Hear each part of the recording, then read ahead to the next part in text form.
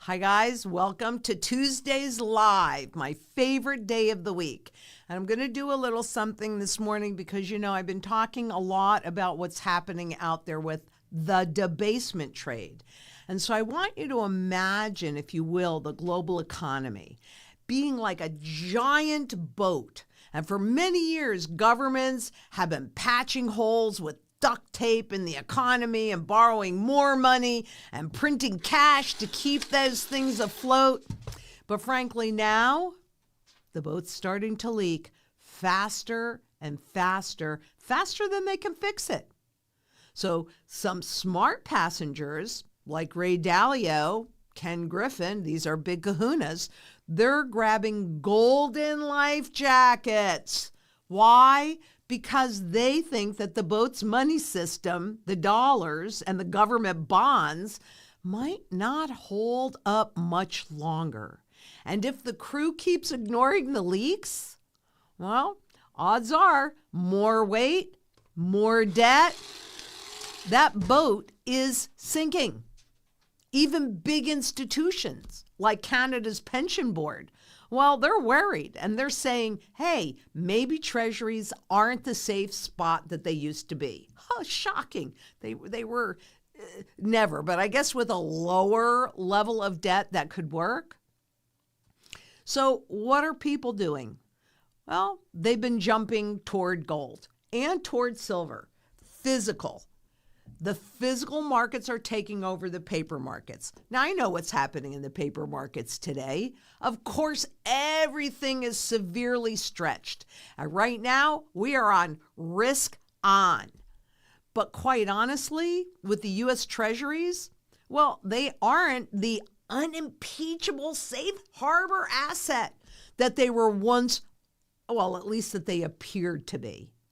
And it's a phenomenon repeated across the bond markets all over the world. Those long-term bonds, we've talked about this quite a lot. And as you can see, the percentage of foreign officials' share of outstanding treasuries, we've talked about this over and over again. They've dropped from over, I think in 2008, we were at 45%, and now we're down to like 15%. Hence the stable coins to create a new false market. And what about gold? Well, global central bankers have been loading up on gold, and who knows more about what they're doing, about that devaluation trade. That's the central banker's job, is to devalue the currency, but to do it in a way that you don't notice. But now we're at the end. And so things that once worked no longer work. And when you see these titles, the debasement trade, what they're really telling you is that it's time, that they're telling you that this is the end of the system. The fact that they're so darn blatant about it. And why aren't people more up in arms? I suppose that's what's showing in the spot prices on both gold and silver. But I'm going to tell you, the physical markets are now overwhelming the paper markets. So this is we're in the most interesting place that we could ever be.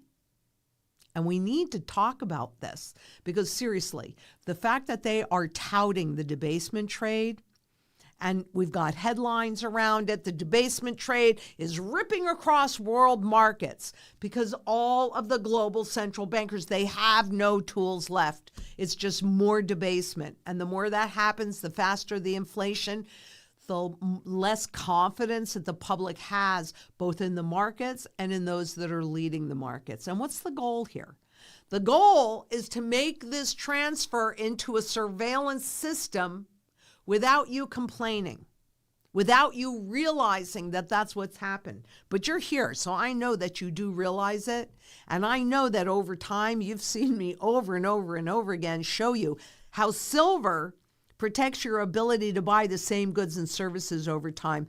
Gold actually expands it. And gold is outperforming every single fiat currency.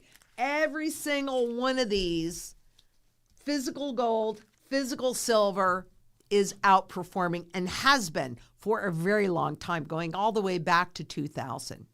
So now I'm going to take questions, but I really want to talk about what you think of this debasement trade. And do you really understand what's happening at a level that you can explain it to other people? Because you can just take a headline and show somebody and say, do you know what this means? This is why, this article is why you need to have gold, period. And my name, and if I butcher anybody's name, please, please, please forgive me. But my name is Akshan. I am your biggest fan in Cape Town, South Africa. Well, hello. I'm so dying to get to South Africa. And thank you for being here. I love your work and appreciate your insight, as you're aware of South Africa's economy is in a very precarious state with U.S. tariffs, etc., and lots of currency devaluations throughout Africa, which I think is a lot to do with South Africa taking U.S. ally Israel to international court. Maybe. I'm afraid S.A. Rand might suffer the same fate as our neighbors Zimbabwe. Yes, it is, but every currency is.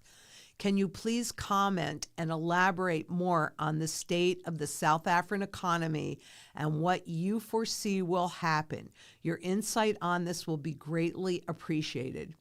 So, you know, I've done a bit with South Africa, but I haven't really compiled it in one place. So, Jessica, it might take me a couple of weeks to put that together because I've got a trip coming up.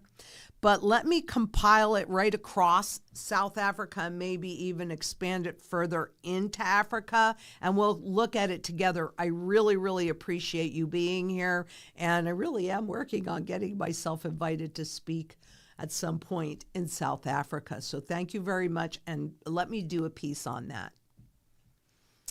And Deb Warner asks, Lynette, can you give a broad overview of what the exit strategy will look like for most folks?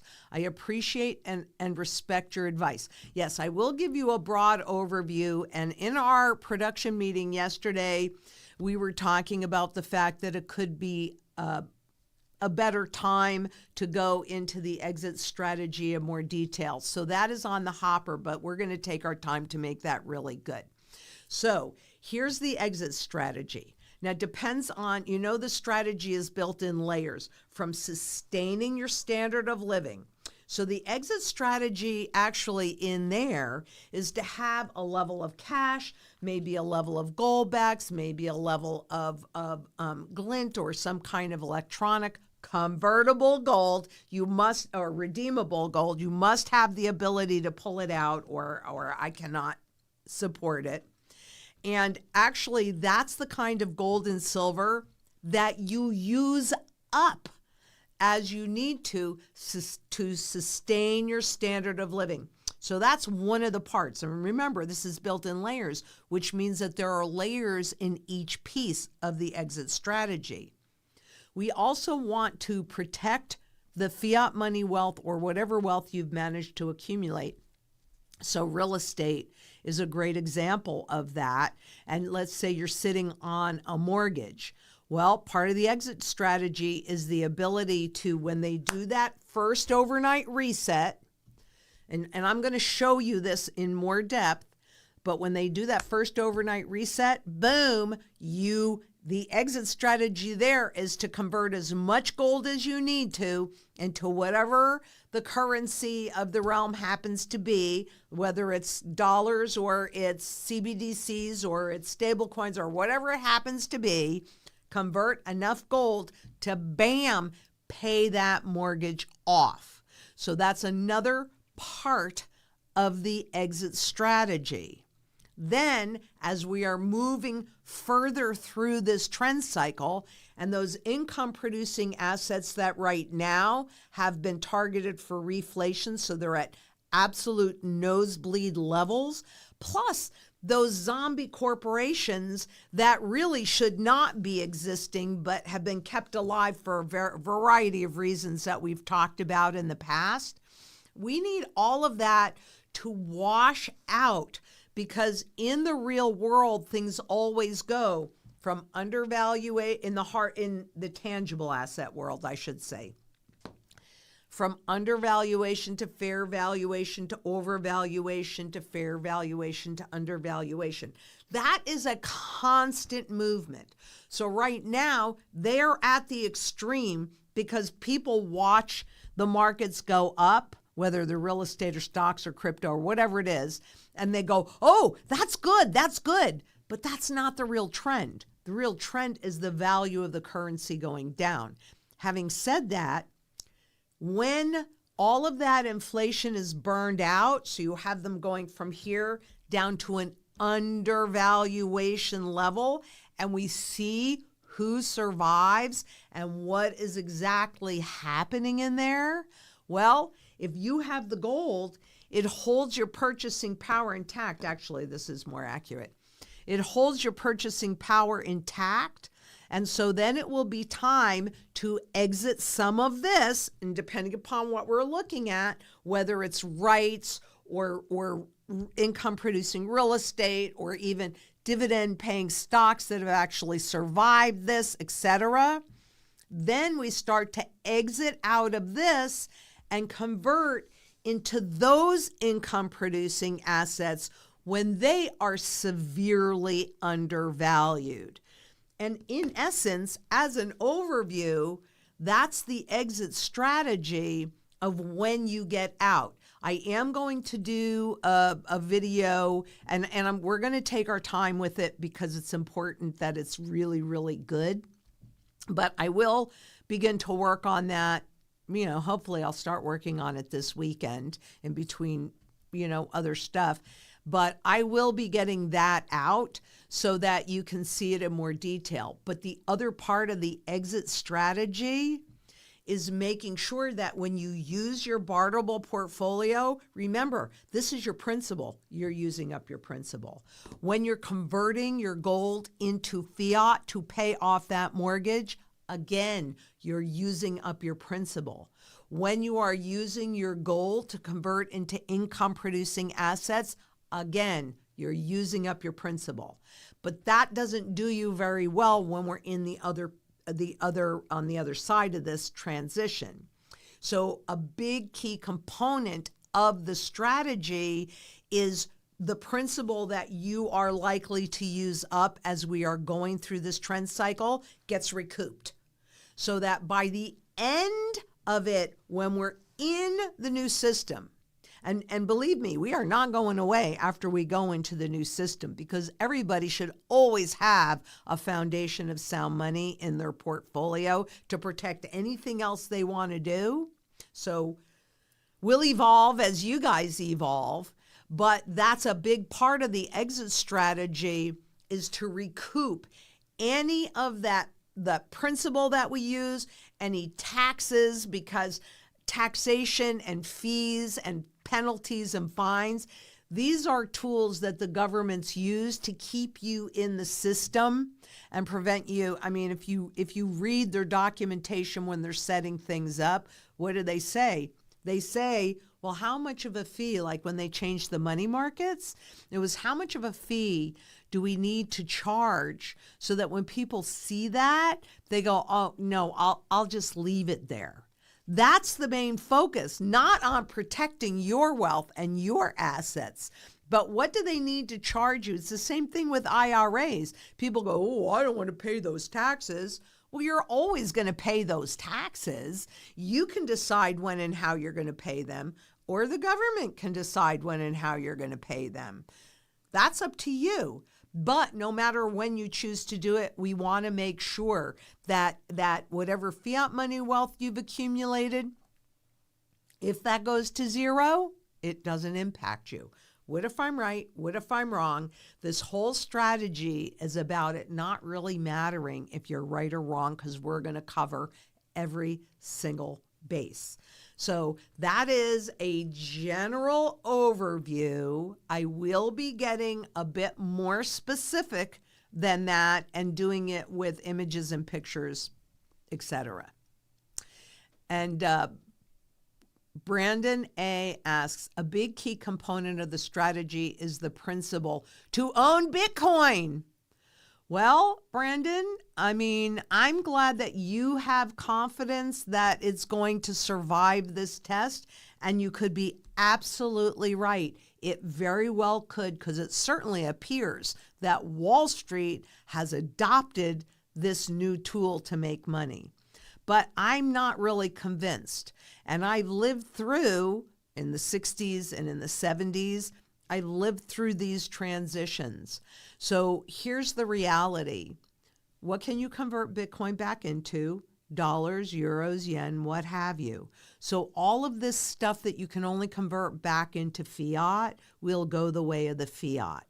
They can make the markets look like they're going up. Is that why you're buying Bitcoin? Because it's going up? I can see some of the functionality for those that are in power, but it doesn't have the broadest base of buyer. It has a buyer in one place. So if there's a problem in that place, you're going to have a problem. With physical gold and silver, and we're seeing this happen right now where the physical markets are starting to take control over the paper markets. I don't know if this is really going to stick yet. We're going to have to wait and see. Just like you don't really know if Bitcoin is going to stick and have value. Let it run the test. When it runs the test, as long as you have purchasing power value intact, you'll be able to buy it a whole lot cheaper if it passes the test. And nobody knows the answer to that at this point, but we will find out. And even if you do choose to hold Bitcoin, that's fine. You just make sure you're properly diversified. You got this intangible over here that they like to depict like a gold coin. It's not a gold coin. And I was playing solitaire, and I don't have the ads turned off on the solitaire, so there's all these ads that come up. And what are they always showing you? Lots of gold coins, aren't they? Why? Because we humans know in the back of our minds, even though we've been trained away from it, that real gold, physical gold, is real money. That's why they depict all these cryptocurrencies when they're trying to give them a physical presence. There's a reason why they make them look like gold. Think about that. There might be a little bit of education in there for you. So everybody must do what they're comfortable doing regardless of what anybody says, because frankly, you're the one that's going to live the consequences of whatever choices you make, to the good, to the bad, to the neutral. It doesn't really matter.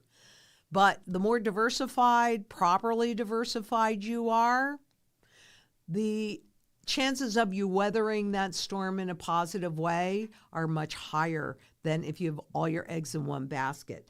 I will admit, I don't deny this, but I've been doing this on some level my whole life. I am an ex-banker. I am an ex-stockbroker, so I really do understand what they're saying and what they're attempting to do here. Yes, I personally have all my eggs in this basket. I do. But you look at what the global central bankers have been doing for themselves. And since 2005, that's when the leasing out and the selling and then the accumulation of the gold really started in earnest. And over the last 4 or 5 years, the highest levels since they started tracking it. Have you asked yourself why they're buying that? Central banks, I know there are some governments that are converting to Bitcoin, and I know that we're talking about a Bitcoin reserve and blah, blah, blah, but are the central banks really buying Bitcoin? No, because it's an algorithm. Will they use it to their advantage? Yes, they will. Whether we have CBDCs or we have stable coins, you got to understand these central bankers are corporations or private corporations. And those that issue the stable coins can also be private corporations. What's the difference? What's the difference whether it's a CBDC or it's a stable coin? You'll lose all your privacy. You'll lose all your control. We'll see. We'll see what happens. But this is why I'm talking so much about the Great Debasement trade. That is just removing the rest of whatever purchasing power yet remains in these currencies to push the fiat money prices, the nominal prices that we see on this stuff, to push that up. That's what that's about. Woohoo! And then they trade. And Richie Luxury says, hey, Lynette, why is gold down so much today? It's a lot of profit taking, and we've been talking about this, right? And it's a risk on day because, hey, China and the U.S., blah, blah, blah, blah, blah. It's all excuses, but primarily this whole market, both the gold and the silver, and with the silver backwardation, which means the current price is higher than the future price. Okay, this is putting a huge strain because what's really happening in here is that the physical markets are overtaking the paper markets. And remember, in the U.S., that has primarily historically been a paper market, and they can create as much of that paper as they want to. So I think that we're seeing the spot markets on both gold and silver down so much today on massive profit taking, but also trying to discourage the movement that's already in place. Will it be successful? We're going to find out. At the end of the day, no, it won't. And I've told you this a gazillion times, and I'll probably say it a gazillion more. Personally, I am not counting on Wall Street to tell me what good price discovery is. It's not. It's a trading market. And that means the value of your food is being based on trades, your energy, everything else. It's based on a trading market, not a real market that is reflecting the true value of any stock or any bond or any crypto or any asset, not gold, not silver. So gold and silver, the spot gold and silver were way stretched. We've talked about that. This is simply a correction. The last time I looked, we still had spot gold above 4,100 an ounce, and we still had spot silver above $51 an ounce. I don't know where it happens to be at this moment. I don't even really care. And I've told you that. The only reason why I watch spot is because that's what you guys are watching, and it influences how you think. But this is really the critical point of you understanding the true fundamental value of gold and silver and dollars and euros and cryptos and everything else. Because if you do not know what its true value is, how do you know if it's undervalued, fairly valued, or overvalued? Therefore, should I buy it? Should I hold it? Should I liquidate it? So that's all that's happening. It's a technical correction. But also they want to discourage taking delivery. They're scared. Wall Street is running scared. The physical market at this moment is overwhelming the paper market. You know what I say to that? Woohoo! That's the piece that I like. I don't give a crap about the numbers. I know what's going to ultimately happen because it's happened over 4,800 times in the past. And no, I do not think this time is different. And Barbara Burns asks, Mrs. Lynette, will your company ever list the coin prices like AppMex does online? That's an emerald question, honestly, because I never really get into that. But I think that the bullion prices are probably listed online. I don't know. Just because I don't like the window shop. Second, if I sell to you in the future, the address I send to, will it be deceptive? Well, we have a physical office in Central Phoenix. It's on Central Avenue, 3003. So it will not be deceptive because we have a physical address and that's where you would send it to.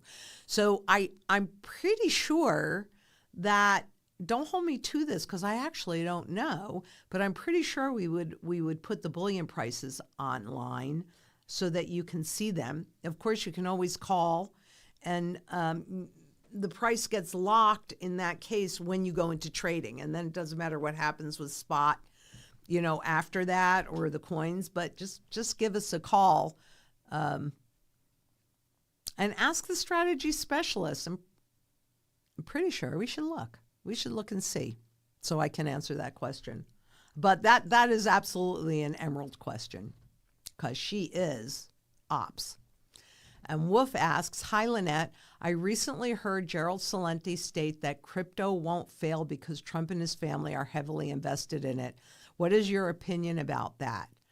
Well, yeah, I mean, they are certainly very supportive of that market and they are heavily invested in it. However, I go back to what can you convert the cryptocurrencies in? Until there is a broader functionality, and it isn't like I don't think they're going to be here to stay. Number one, there are thousands of cryptocurrencies out there. Some will not be here after this transition. Some will be, but you've got to understand that if all you can do is convert it back in this, whatever this stuff does is what that stuff will do. And so that overnight reset would also impact those cryptocurrencies. Is that a failure? Remember, we have to transition into a new system. And that means as much wealth needs to be inflated away as possible. So you guys know I absolutely love Gerald, and I think he is brilliant.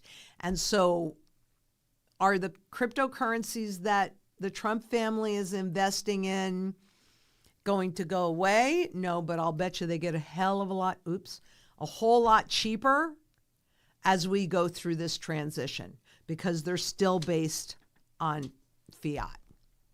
And Ciotera, but you know what? I wouldn't mind having Gerald on and having that conversation. Maybe we can give him a call and have him on. Because I love Gerald. I haven't spoken to him in a while, and so it could be time. I'll see. He'll come on.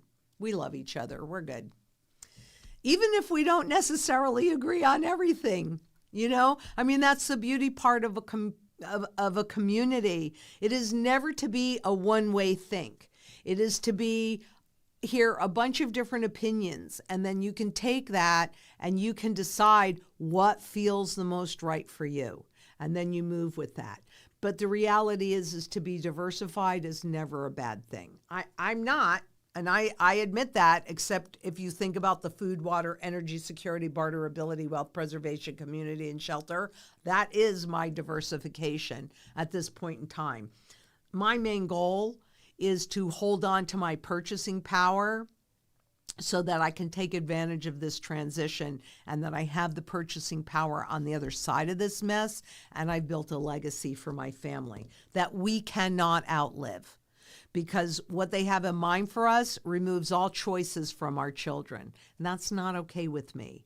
So, but it isn't just my children that I want to make sure they have choices because, quite honestly, I think they're in a pretty good position.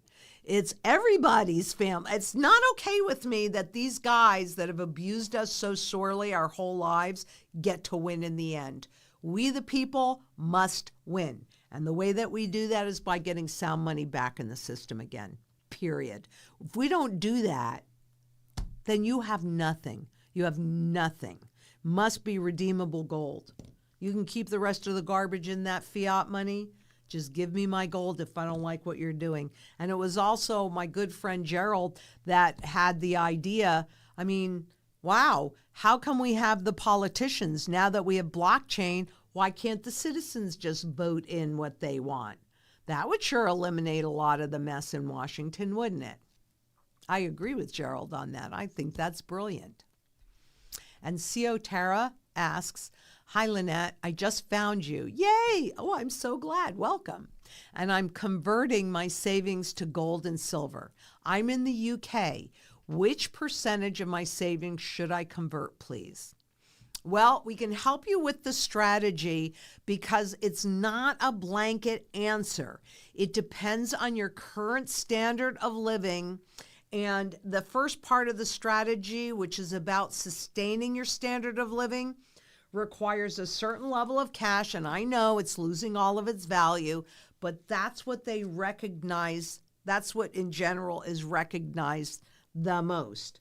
Then you have, so if it's the cash per part of it, it really does kind of depend. So I can give you a blanket answer, but that may or may not be right for you. If you're still working and generating income, you might only need 20 or 30% of your monthly bills to sustain your standard of living for that first part. And then you go into the physical gold and the physical silver for that next part. But in that percentage, you also, I don't know if they do gold backs there, but they have Glint there. So that's the gold credit card that you can redeem. You can pull the gold out. And I love Jason. He's great, Jason Cousins. So that could be part of that percentage that you would put into it. And then you want to go and make sure that you have enough gold and silver to cover the rest of your standard of living for, you have to determine how long.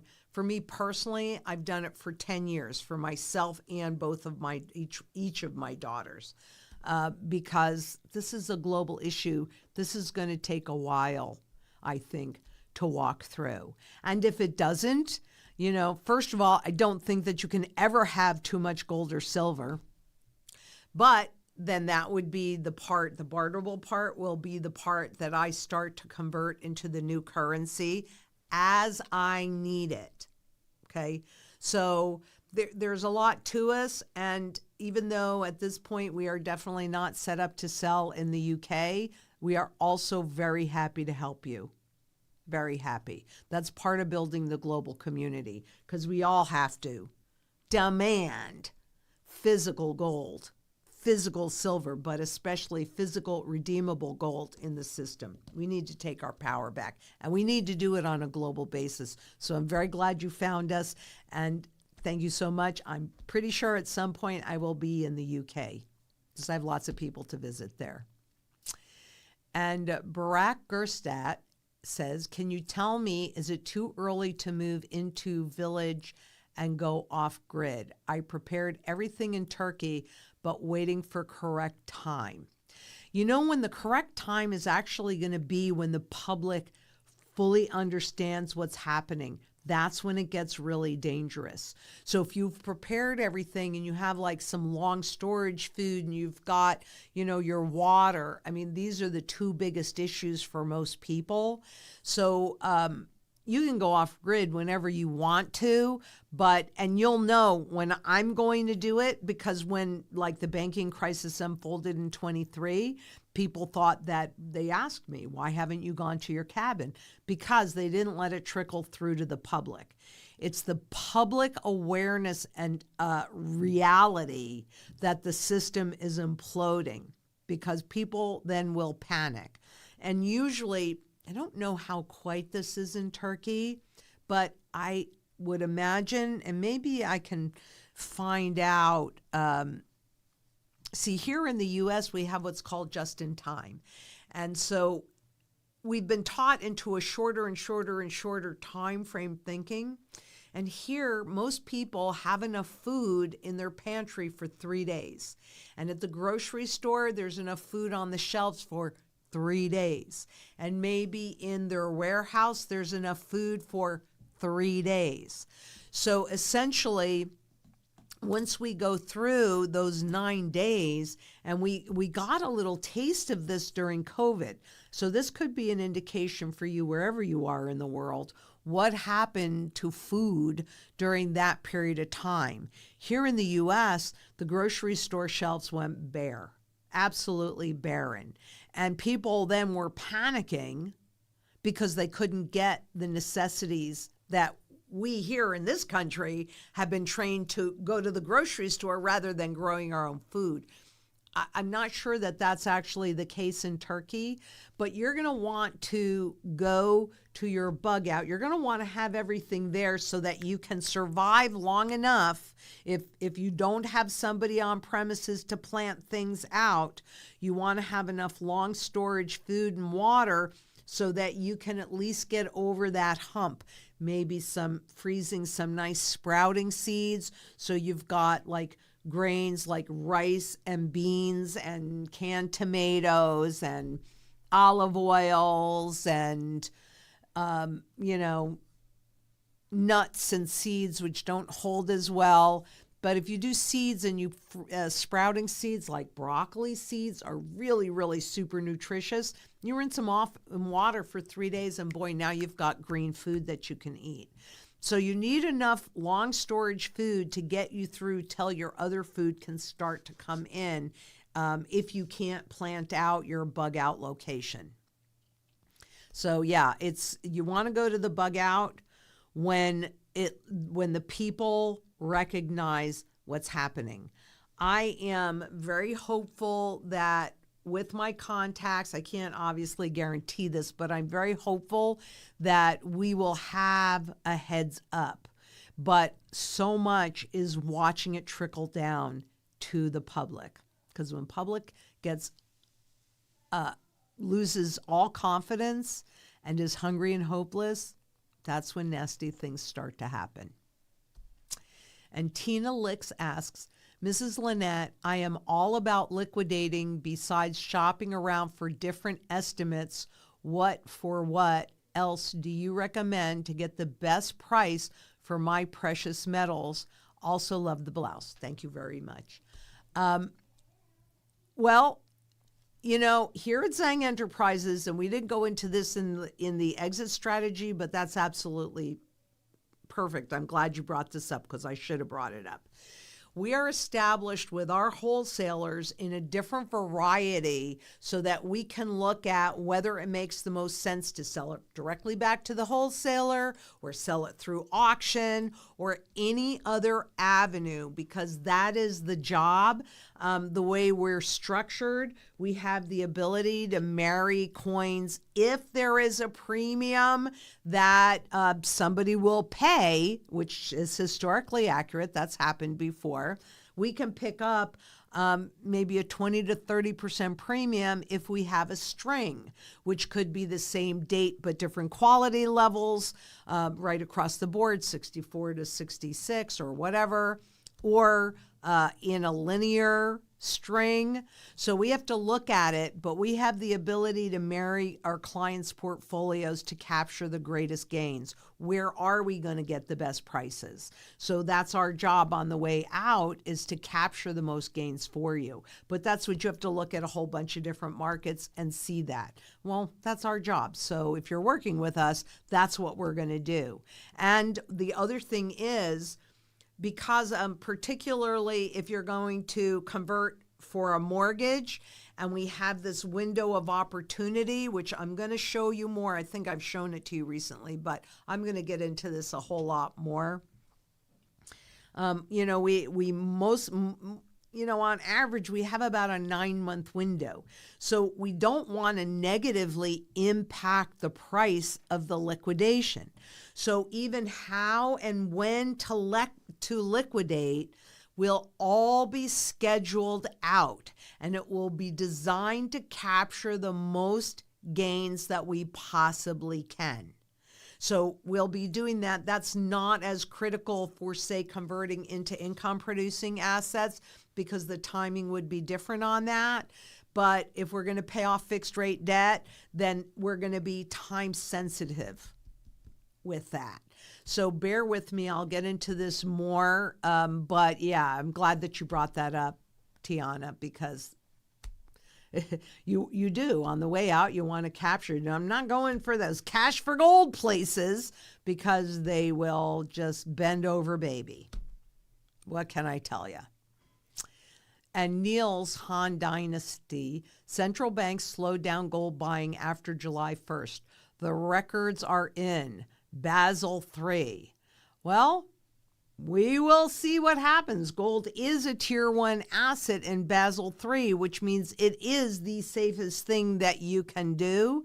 And I don't care month over month so much what happens. I'm looking at the trend. So far this year, even with a little bit of slowing down in July, they're still at the highest levels ever. And we're just a half year in. And I'm pretty sure, I'd have to look at this again. You can't hold me to this.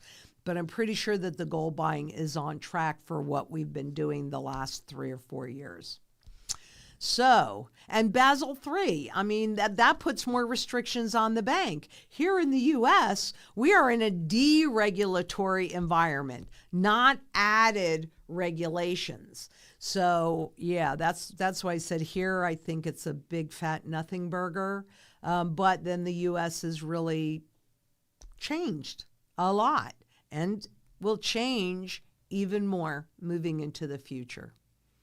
And Double X says, according to Mike Maloney, when Executive Order 6102 took place to have collectible coins legally, it was a citizen who had to prove that he was a collector. Just a few coins was not enough. Will you give us some information on that, please? What was the minimum quantity of such coins should I become a member of a numismatic association? Just in case, and according to the given society statute, having my duties then. Well, look, I've learned a lot from Mike Maloney over the years, and I have a lot of respect for him. I can't say anything bad about him. I think he did a phenomenal series to help you understand how this whole thing evolved. But you can also see the division quite clearly in the IRS guidelines on what you can hold in an IRA. So I think that the IRS guidelines are a very clear indication of what our government classifies as a collectible, and therefore you as a collector, which is why I don't think you necessarily need to do anything, because I mean, the IRS's task is to get as much out of you as possible, right? They're going to keep you on the straight and narrow and define what is classified as a collectible. Then, I mean, that was different because that was the money of the realm, what people would carry in their pockets. Now, people don't carry that as the money in the realm, but very clearly, whatever gold I can hold in an IRA is not the kind of gold that I buy for myself, period, end of discussion.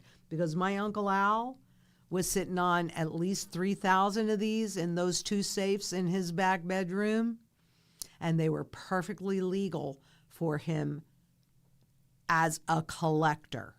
Of course, he was also an antiquer, but really, it's the IRS guidelines that would dictate that, and they're quite clear. And Jacqueline asks, hi Lynette, PCGS price guide values for pre-1933 U.S. gold often sit near melt or spot and sure seem to be outdated. Sure they are. While trying to buy or sell today, what sources or methods do you recommend? Well, you can look at the gray sheets, but remember, this is a very dynamic market. And as we've seen in the run-up to spot and the run-up, you can use the gray sheets. But quite honestly, when anything is printed or minted, like 2 seconds later, it's old. So you can always call us. We can always get pricing. That part is really what you should do, because honestly, then it's real time, right? This is what the wholesaler will sell it for. This is what the wholesaler will pay for it, because you're not going to sell it back to the gray sheets. You're not going to sell it back to PCGS. I like the charts in PCGS. They're quite helpful for understanding where we are. But yes, I mean, they're printed, they're outdated, they're old, right? The gray sheets may be a little bit better, but still, it's still old data. You need real-time data. then you call us, we'll call the wholesaler, we'll give you that real-time data, and you can make an educated choice that supports your interest. And Matthew says, hi, Lynette and team. What do you think is the best way to start a conversation about sound money with someone who has never heard this term before? Thanks for all your hard work educating everyone, and thank you for that. So, define what sound money is. It is physical gold and physical silver that cannot be inflated away by governments and central banks' printing presses. That's what sound money is. It's above all governments. It's above all central banks. And it's simple because it is above them because it's used in every single sector of the global economy. That's what sound money is. So that's the first thing. And depending upon their age and your circumstances, you can show them the difference between a pre-1965 dime and a new dime or a new quarter or whatever you happen to have in your wallet. Because in money that was printed 64 and earlier, all you see is silver because it's actually silver, 90% silver. In anything new, you can clearly see that copperish looking stripe on the edge of the coin, right? This maintains its purchasing power. This loses purchasing power.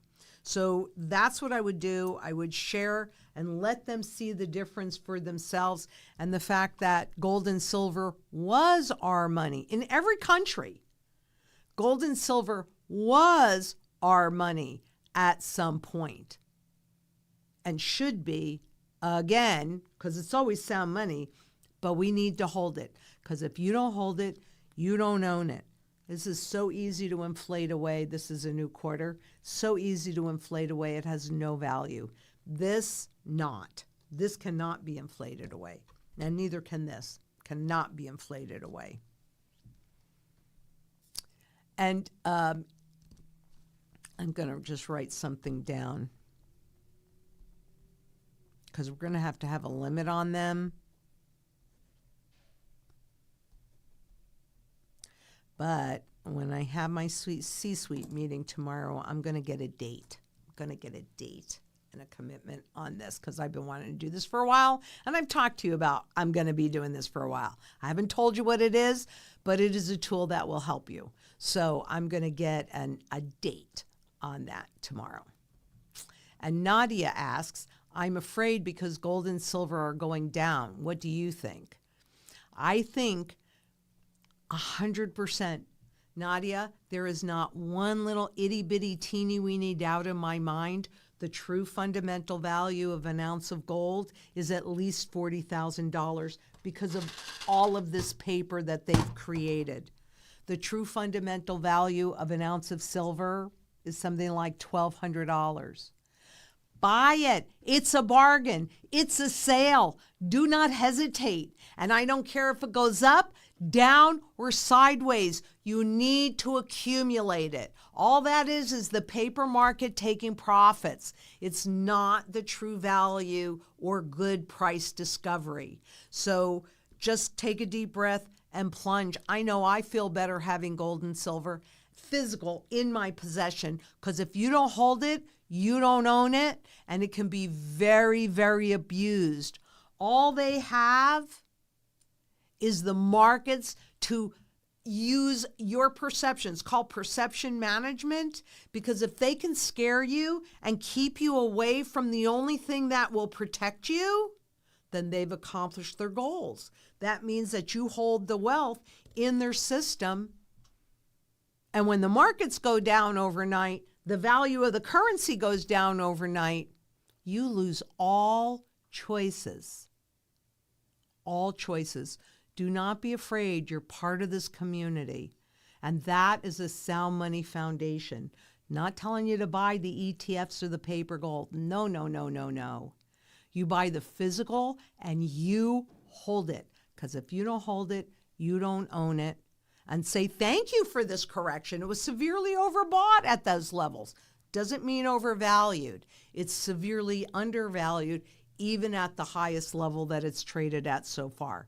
Severely undervalued. That's why it's important to know that.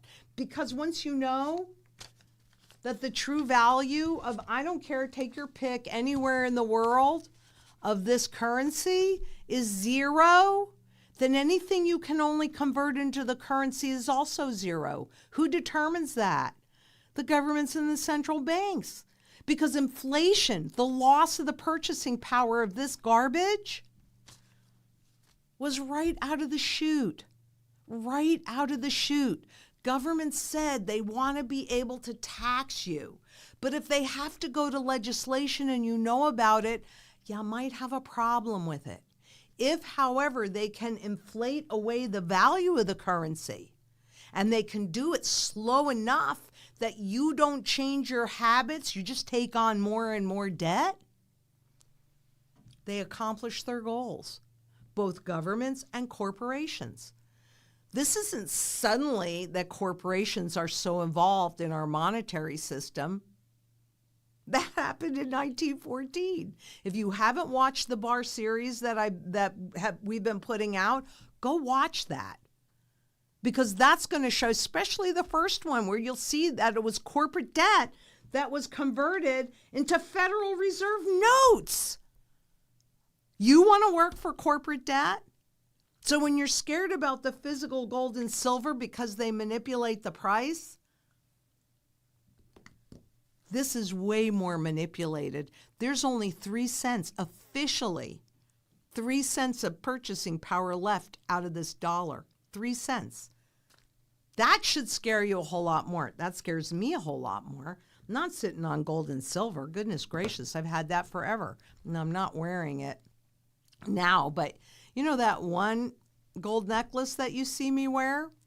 I bought that in, let's see, it was shortly after I moved here. So that would have been probably 87, something like that. And I paid $350 for it. My recent appraisal on it would be higher now, but the recent appraisal on it was like $6,500. Did the necklace change? Nope. Did its purpose and function change? Nope. What changed then? The value of the dollar, not the value of the necklace. What the necklace did was hold its purchasing power intact. See what I'm saying? Anything can happen on a short-term basis. But long-term, for thousands and thousands of years, gold and silver have maintained silver, your ability to purchase the same stuff. Gold, it did that, plus it expanded your ability. You should not be afraid of gold and silver. Fiat, intangible assets, that should scare you. And D Princess says, y'all are spooked and nervous about gold going down $200, but not the dollar depreciating every day. Make that make sense. That's exactly what we were just talking about, D. Yep, exactly. Because you can see that, right? They make it very visible for you. Whereas the central bank's job is to reduce the value of the dollar slow enough that you don't notice it. If you do notice it, it doesn't have a big immediate impact on you. If that happened overnight, that's what an overnight reset does. So great point. Thank you for that. And Miramar says, hi, Lynette. Thank you for everything you are teaching. Thank you. I'm honored that you allow me into your home to do that. I'm priced out of gold now, so I was thinking of buying silver and waiting for a good ratio to exchange for gold. Is this a good strategy? The biggest challenge in the physical market is, I can tell you for an absolute fact that the pieces that I was able to buy in 2002 when I first started really accumulating gold are just not available anymore. So having silver is certainly much better. And remember, we've just concluded really a triple cup in silver. So I do expect that to move much higher. So it's it's an okay strategy. Here's why I'm hesitating. Because for me, it's all about function. What am I trying to accomplish? And that's what we define first. That's what the strategy defines first. What are your goals? That's the most important part of the strategy, because what you then do should support those goals. And even though you feel like you might be priced out of gold, well, there's fractional, there's all different sizes, so that may or may not be accurate to what you're saying. Silver is certainly better than nothing, and I certainly own silver, and I certainly love silver, but it's hard to convert a room full of silver into an income-producing asset. It's much easier to do that with this. So you might have the opportunity to ratio trade. You might not have the opportunity to ratio trade. I don't know, because now we're talking in the physical world. In the paper world, they can create as much of whatever it is that they want to. In the physical world, there are limitations. So that's why you want to establish your goals and you want to position into what's going to support those goals. And silver is better than paper, but you got to have a combination. And you might be in a position, because you've been coming here for a while, so I'm sure you already have some gold too. I'd need to see where everything was and what you have to work with and figure it out from there, and have a plan, have a strategy, and get it executed. Because you also need food, water, energy, security, barterability, wealth preservation, community, and shelter.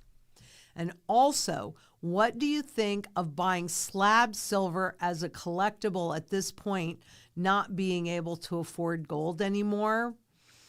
I do that for my grandson because, I love the look on his eyes when he sees it. That is not what I accumulate for growth, though. Could that happen? It could, but that would not be the lion's share of the wealth. Definitely not the lion's share of the wealth.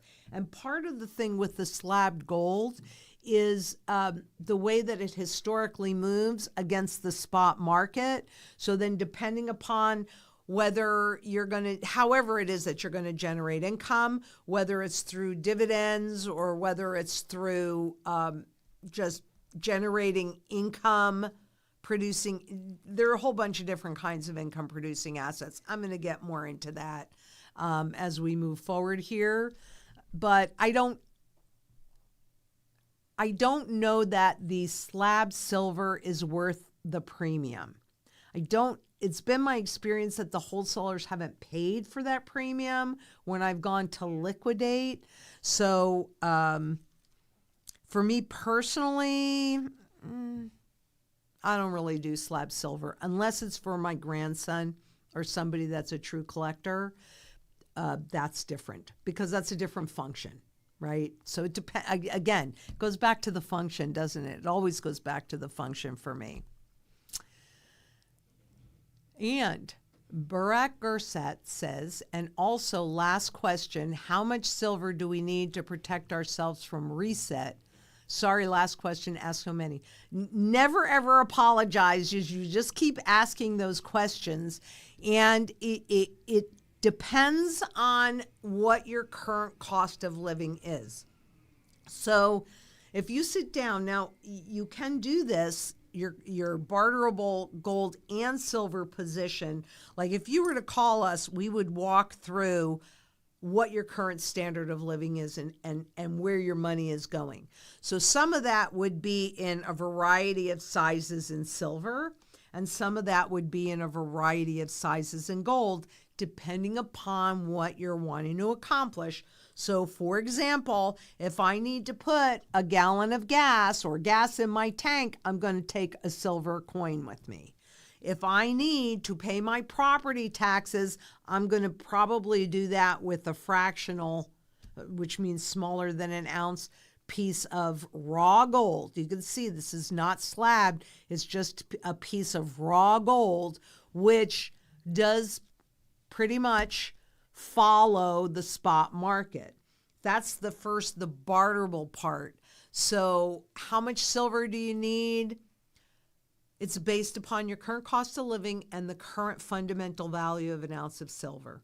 So you can basically take, if your current cost of living, just to make my life easy, is say $1,200 a month, then what do you need? You need 10 ounces of silver a month if you're doing it all with silver.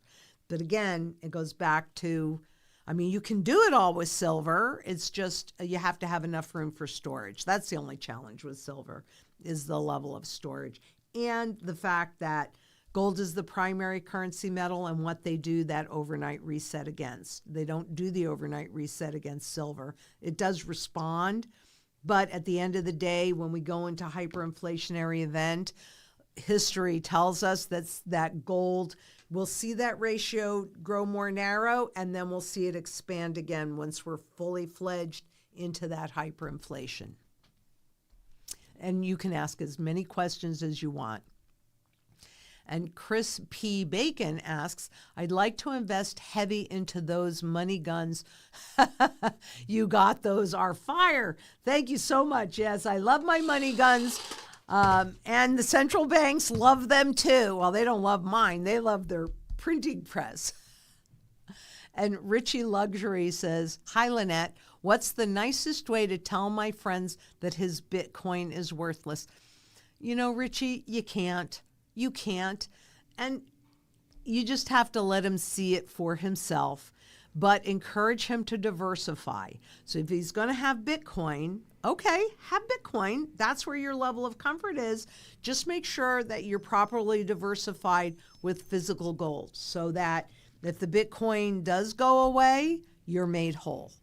But you can't. There's no way to tell people when they're married to something, then they're married to it. So you're gently helping them diversify so that if they're wrong, doesn't matter, right?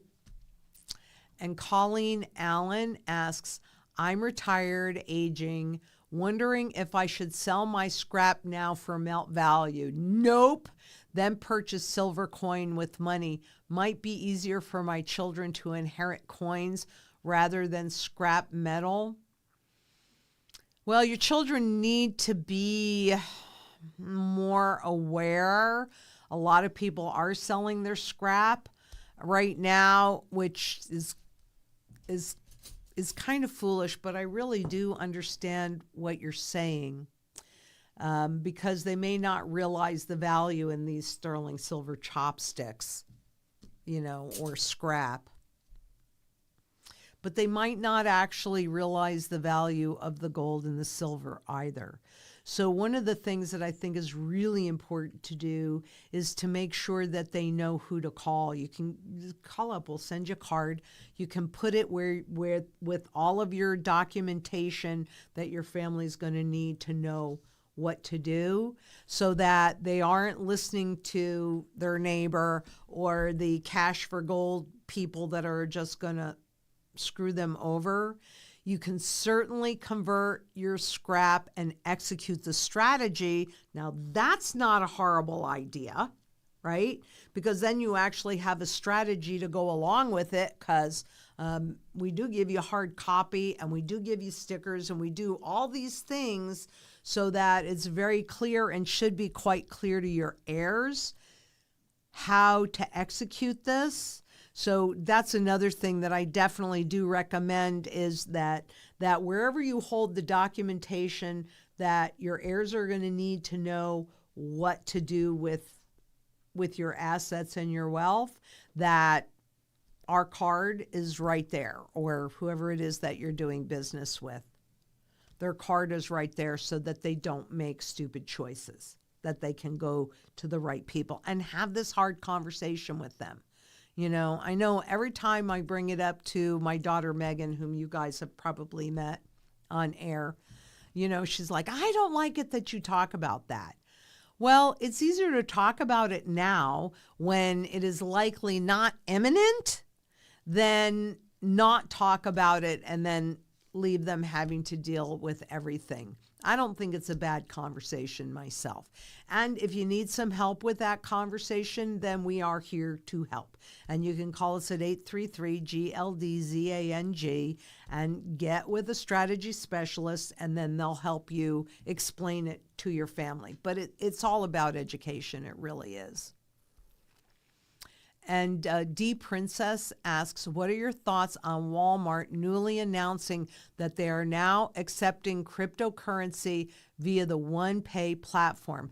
Of course they are. And you'll watch Walmart, if they haven't done it already, they will probably have their own stablecoin pretty quickly. So, yeah, I mean, this is the push. It doesn't mean that they're successful. And I'm not just talking about Walmart. I'm talking about the whole system. We have to ultimately agree. They're going to overwhelm us, and they are forcing us to comply. Walmart stablecoin, so what do you have there? Walmart is actively exploring this creation of their own US dollar-backed stablecoin as part of a broader strategy to modernize its payment infrastructure and reduce reliance on traditional banking and card networks. As of October 2025, Walmart has not yet launched a stablecoin, but multiple reports confirm that the company is preparing the groundwork for such move through its fintech arm, OnePay. Ta-da! Okay? We're going to see this more and more and more because what they're really doing is forcing adoption. And they're doing that because we need to create a new artificial market for dollars and treasury debt. So, and remember, there really is no, and I could be wrong about this. I cannot guarantee it, and maybe I'm wrong. But honestly, the stable coins to me feel like the instrument that will usher in the hyperinflation because it's so fragmented, and it's not just going to be Walmart stable coins. It's going to be Amazon stable coins and Kmart stable coins and China's stable coins and Hong Kong stable. There's going to be stable coins all over the place, which means that it's a very fragmented market. And if you get Amazon or Walmart stable coins, can you use them other places than Walmart or Amazon? I don't think you can. Be prepared. This is really interesting, and I'm not surprised by any of this because I think I told you after President Trump signed the Genius Act that we would see this force to get us more, to finalize the adoption of the cryptocurrencies. But what still backs them? And this is the piece you cannot lose sight of. This is what backs them. Or yuan or yen or whatever. This is what backs them. So what happens to them? Whatever happens to this happens to those US dollar stable coins. Whatever happens to yuan-backed stable coins, whatever happens to the yuan happens to the yuan-backed stable coins. And Malice Lone Wolf asks, watching with a buddy who has never watched you before. Thank you very much. I appreciate that. Can you quickly explain why you say 40,000 gold and 2,000 silver so he can understand why you believe that? Yes, absolutely. Thank you for that question. Okay. We think of this as money, but it's actually fiat money. This is a Federal Reserve note. So this is a government-backed money, fiat money. Fiat means by decree. So the government says, this is worth $1. This is also money. Well, I should use a $20 bill since we're talking about 20s. And let me show you this. I'll do this whole thing just because you showed up today. Where's another $20 bill? That's a 5. Ugh, hate it when they don't cooperate. Here it is. Okay, here we go. Okay. All right. So, this is fiat money, government-backed money. This is sound money. You're here, so you're watching, so you know. This cannot be inflated away. So they're both money, they're just the opposite sides of the coin. How is this money created in this system? It's created by debt, and my money guns are empty. So it's created by debt. So in order to know what the true fundamental value of 1 ounce of gold is, then you take all the debt that's been created. I do this globally because this is a global issue. And according to the IFF, so these are official numbers, the last time I checked, it was $313 trillion worth of debt that has been created.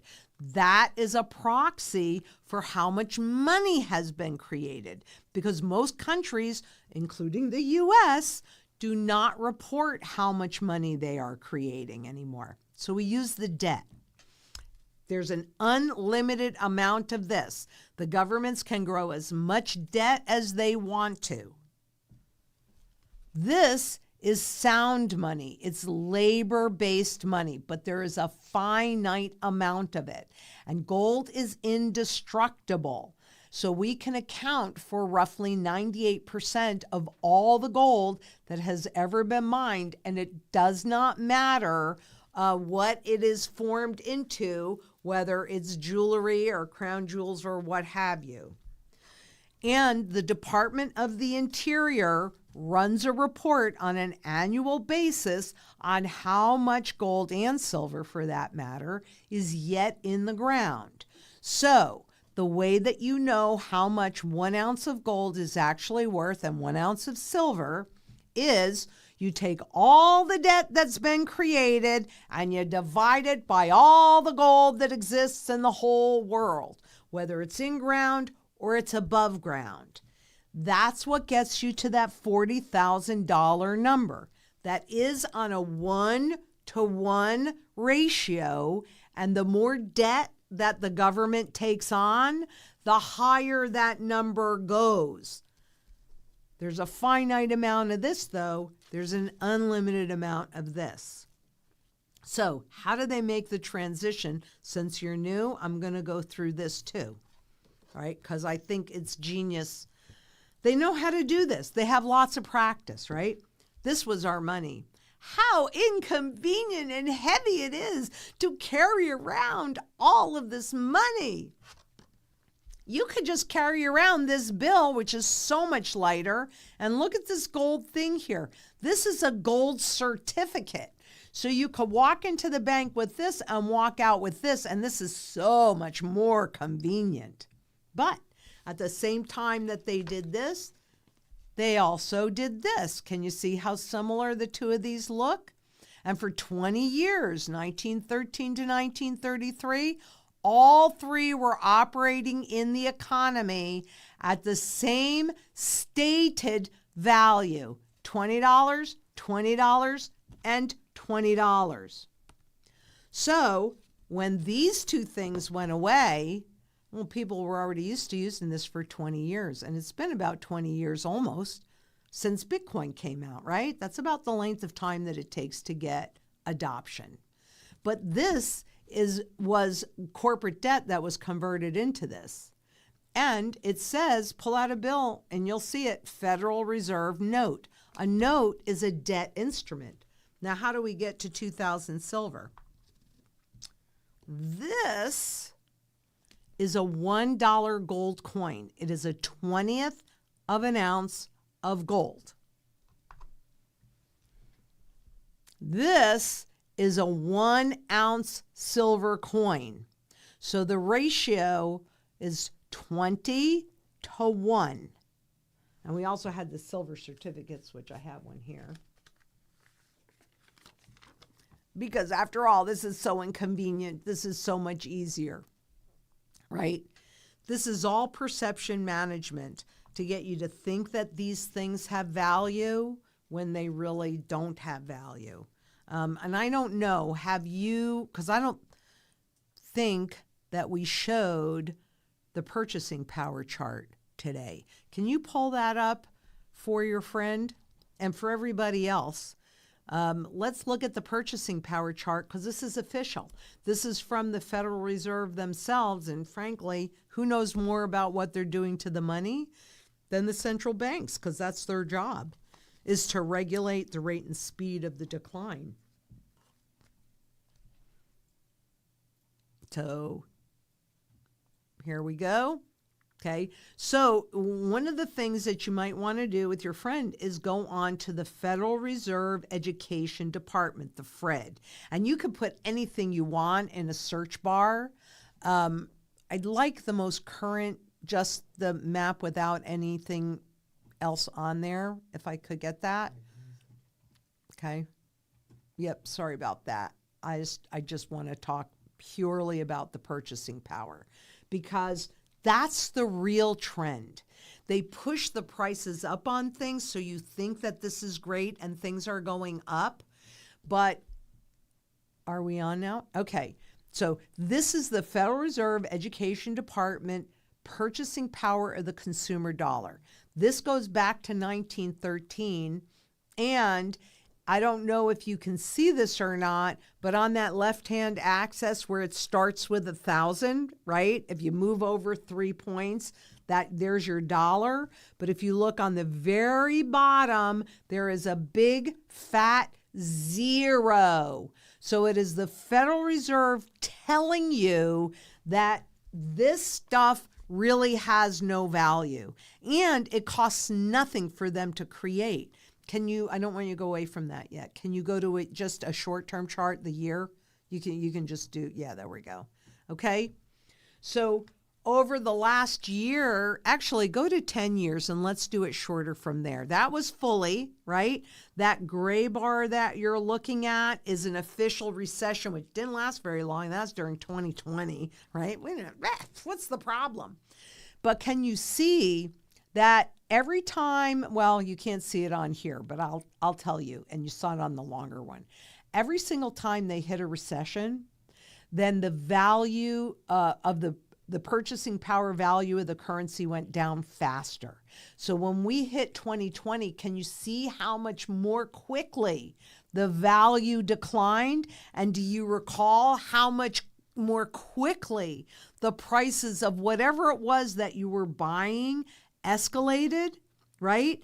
What they do is they try and keep this low enough.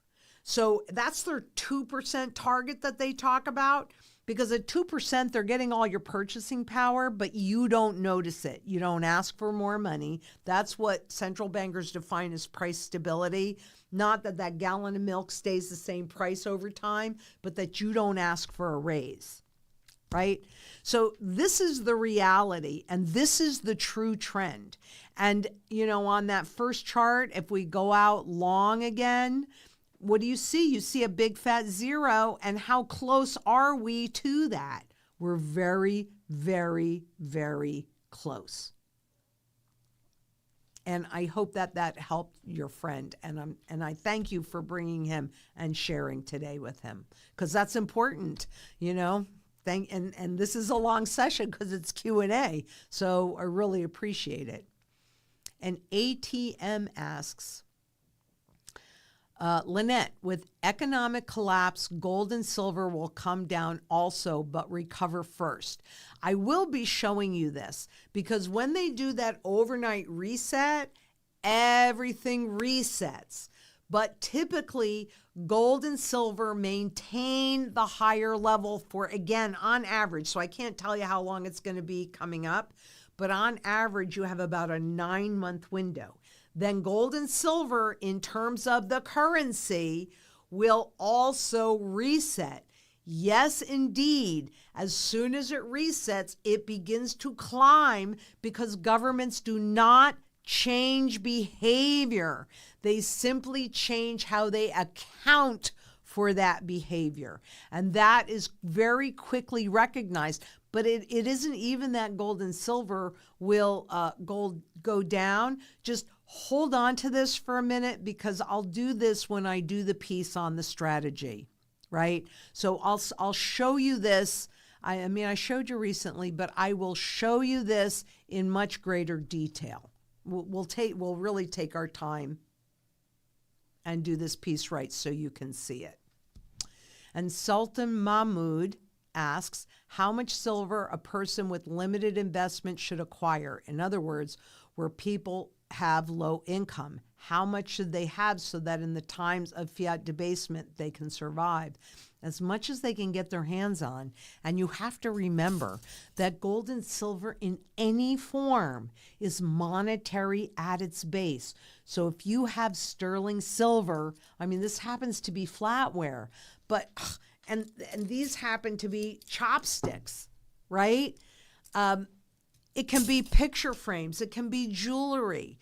If it is marked sterling, it is 92.5% pure. And I can tell you for an absolute fact that the place where I got these were going to yard sales and estate sales, and people go, now it's not so easy to do now. And I've been accumulating for a long time. But people go, I don't want to polish these. I mean, like I'll go to secondhand shops, right? People don't necessarily realize what they have, but if it's marked sterling, it's 92.5% pure. If it's marked 925, so Mexican silver, that also is 92.5% pure. There are all different ways to accumulate at whatever economic position that you're in. And another thing that I would highly, highly, highly recommend, you know, at Zang Enterprises, we support community as well as sound money. Local community, learn some skills. Your skills are barterable, right? And, you know, look, in 2008, I was so clear that the system died, and that's when I became an urban farmer, because I knew that food becomes the single biggest issue for people during these transitions. And it's funny because people will come on the property and go, oh my goodness, Lynette, you do all of this and you do all of that. No, I don't. I have people, I have my community around me that actually do all of the physical labor and do a great job in growing my food and all of that. But I've got people that come on and they volunteer. And when they do that, guess what they get to take home? Whatever we have abundance of. And you have to remember, you know, go to a farmer's market, go to a community garden, give them a day or two of your time. What are you going to do when you do that? You're going to learn a skill. You're going to create a relationship. You're going to build a community so that when push comes to shove, you have a group of people that have a variety of different talents and assets that they can utilize together to get through this together. That's why local community is so important. So, you know, if you don't have a lot of money, you still have some skills. Anything physical, anything at all that's physical is barterable. Your talent, your skill sets, that's barterable too. So that's really what I would say. And then you should be able to survive quite nicely, and get through this. And D. Princess asks, did you see that NASDAQ has submitted a filing to the U.S. Securities and Exchange Commission to facilitate the trading of tokenized securities on its markets? Of course they did, D. Of course they did. Because if they can talk me into tokenizing, which if ever I have a choice, this will never be tokenized. Here's the thing, and here's the thing about tokenization. I mean, it's genius. And I've been talking about tokenization. I think I did my first video on that in 2015. If they can convert all of these hard, tangible assets that are really outside of their ability to control and actually capture, and they put it into tokens, what does that do? Number one, for banks who have leveraged your whatever you hold in your securities accounts or your bank accounts, that's already maximized leveraged out, which means just a teeny bit of equity and a whole bunch of debt on top of it. Banks need more equity to grow more leverage. So if they can tokenize everything, right? Have we not been trained into you renting everything? It's a monthly subscription kind of thing. That's what they want everything to be. They want everything to be a monthly subscription. So now if they're holding the tokens, because you can't convert back into the hard asset underneath, so it's an intangible, they would be able to use that equity as leverage. Huge. That's huge for the banks. Not for you. That puts your wealth at risk. The other thing that tokenization does is it breaks it down into itty-bitty pieces. This is what they've talked about. So that, let's say you have $100,000 of equity in your house. Well, now on your phone, which is where so much of this stuff, all of your financial or so much of your financial transactions are completed, you're holding all your equity on your phone. And AI, who knows your habits and knows how you think, nudges you into spending that money, your equity that you're holding on the phone. Well, I've got 100,000 tokens in here, and that boat's only 15,000 of them. Okay. And the smart contract on top, it's not reminding you that you're liquidating your equity because they want you to liquidate your equity. And that it also means once it's tokenized that the bank's market is much broader because it can be sold around the world until one day you get a notice from a smart contract that you have liquidated all of your equity and you didn't even realize that you did it. And that's why the World Economic Forum says by 2030, you will own nothing. Think about that. So, of course, the NASDAQ and JP Morgan and all of the big banks and Wall Street, they want tokenization. It brings in a lot more collateral for them to grow, a lot more leverage, and it's also a way to nudge you into using up all of your equity and then being completely dependent on the system. Don't do it. If you have a choice, don't do it. It is not in your best interest. There is an advantage to that, however.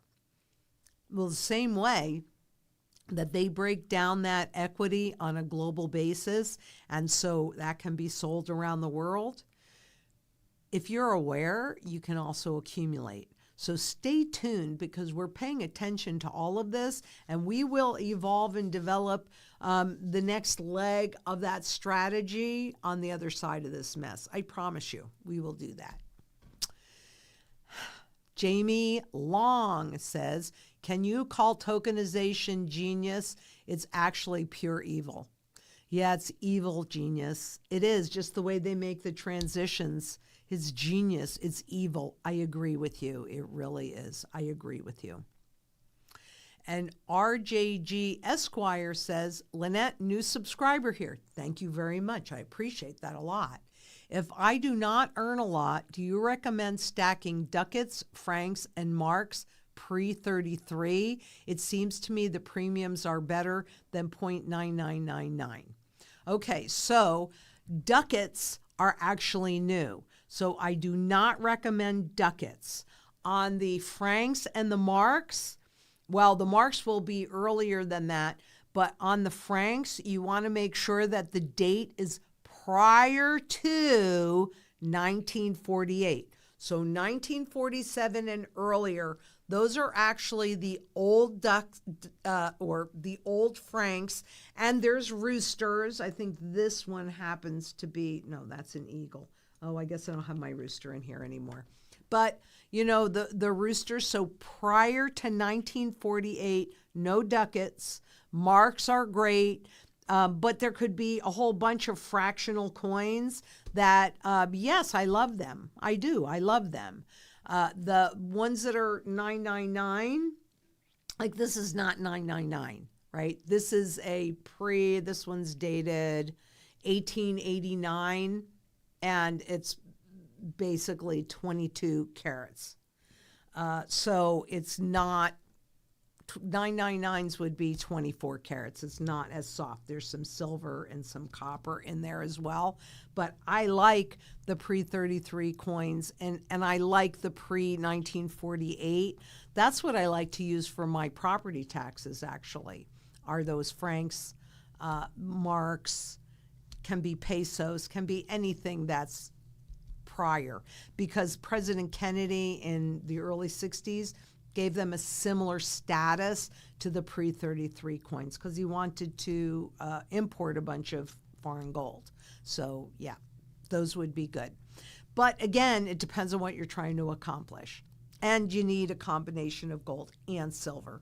Again, based on what your current standard of living is, what fiat money wealth that you've managed to accumulate, and how you can get into position to take advantage of what's happening. And D Princess asks, can you share how stable coins would pay off debt if the currency used is debt, US dollars? Wouldn't it have to be backed by a different currency or gold? Yeah, you can't pay off debt with stable coins. Stable coins are about enabling the government to grow more debt, not about paying off debt other than. The whole strategy of the government is to repay debt with dollars that have less and less value, but also to just keep rolling that debt off. Can you easily pull up the federal debt? Because you're going to see the government never really pays debt off, because if you do, then there'd be less money in the system. They have to constantly compound that debt. So if stable coins were used, yep, that's it. If stable coins were used to pay off the debt, it would simply be the same way that they use the other debt, which means to pay off that debt with dollars that have less and less value. Gold, on the other hand, holds its value. But you can look at the debt and you can see it since 1970. This system, that's how money's created in this system. And that debt is unpayable. And this shows the point too. You see all those gray bars? Those are the official recessions. And can you see how every time they hit a gray bar, growing that debt got faster and faster and faster? And look, it's straight up in 2020, and it's been going pretty much straight up ever since.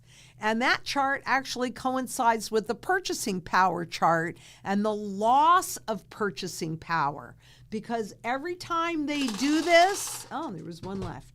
Every time they do that, then the money, the fiat money that's already out there, loses more value at that faster and faster rate, which I showed you. So this is a great chart. Again, it's at the Federal Reserve Education Department. This is them, the central bank, telling you this is not me or my opinion. This is their tracking. So, can you just grow debt into the sky forever and ever and ever and not have consequences? No, we're dealing with the consequences now. This is part of the reason why I know, the purchasing power is the real reason why I know without one itty bitty doubt in my mind that we're at the end. Because what happens when we get to zero? That's the eternal question. We're so close to that right now. What happens is all confidence is lost. So from 2009 for the next 15 years when they were testing negative rates, that's about taking away your principal. Because once you get all the purchasing power out of the money, what do you have left? You have principal. You know what the problem is in having bills?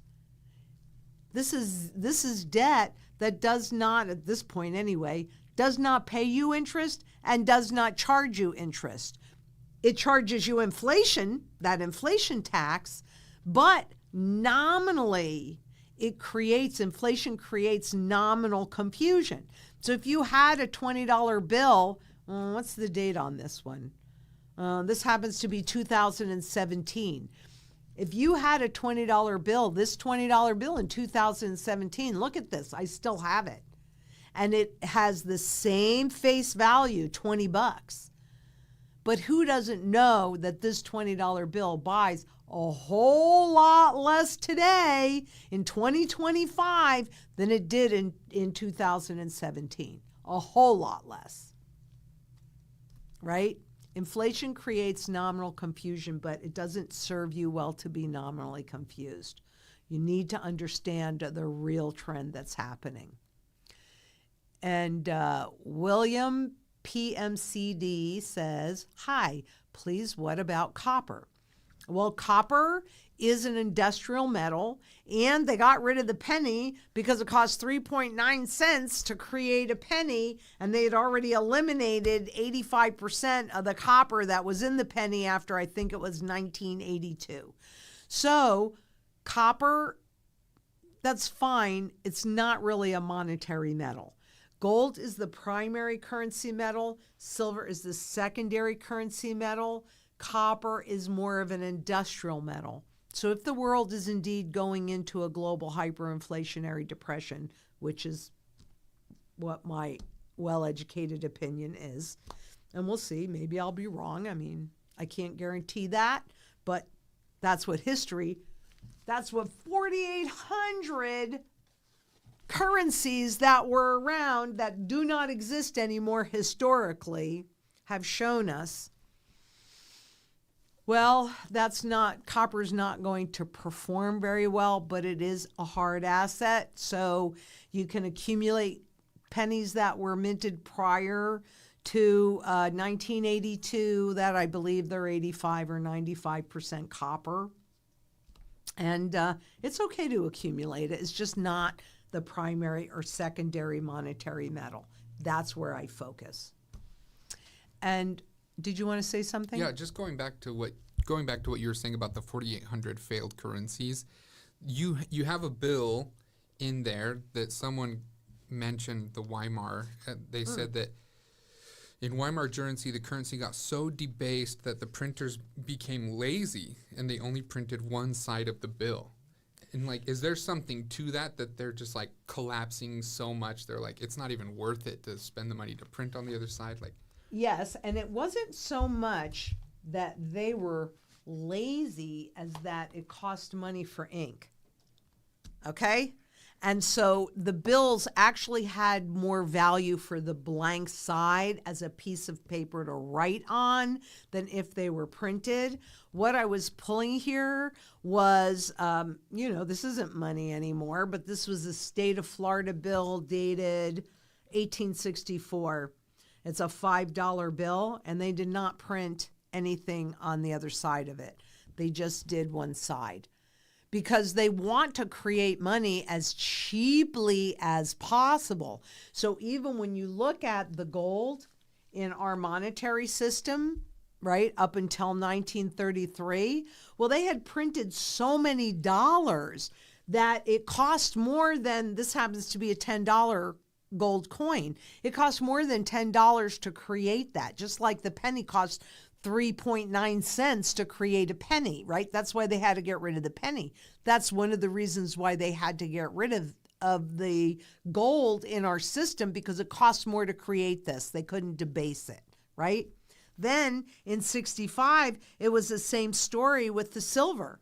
It just got more expensive. We had debased the currency so much that it cost more to create this quarter than in silver than it was worth. So they took the silver out of the money. But you'll notice how similar they look, so that nobody realized that anything had changed. And I was alive then. If you were alive during that period of time, you probably remember it. I was in grade school in the 60s. I was a young, I think I was 16, 17.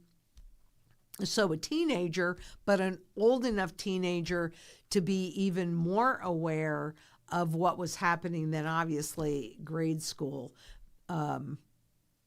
when they took the silver out. So as money becomes less and less valuable, right, they need to be able to create it in a cheaper and cheaper way. It still costs money if they're making bills. It still costs money for the paper, for the plates, for the ink, all of that. And so digital, no, that's just a button push. That's why it has no value. It doesn't take anything to create it.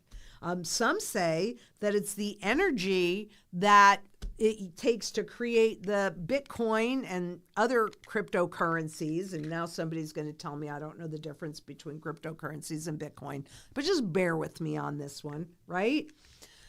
It takes energy and water, and a lot of it with all these data centers as well, but it takes energy to create a Bitcoin, and therefore that should be it's why it has value. But here's the difference between this gold coin and this depiction, this physical depiction of Bitcoin, which has no physical presence anyway. When they create this Bitcoin that uses the energy and the water up, gone. When they mine this gold, since gold is indestructible and can, remember I said, in any form, gold and silver are monetary at its base. And what that means is that the energy and the water and everything that it took to mine this coin is used over and over and over and over again, an indefinite amount of, or an infinite, I should say, number of times, depending upon how this physical metal is used from sector to sector to sector to sector. Do you see the difference? This uses up all that energy. This stores it and uses it over and over and over again. Functionality. It is all about functionality. Wall Street doesn't want you to think about function. They just want to trade and debase the money and rob you. So, yeah. And Wolf asked, Lynette saved me and my assets. Oh, I'm honored, Wolf. Thank you so much.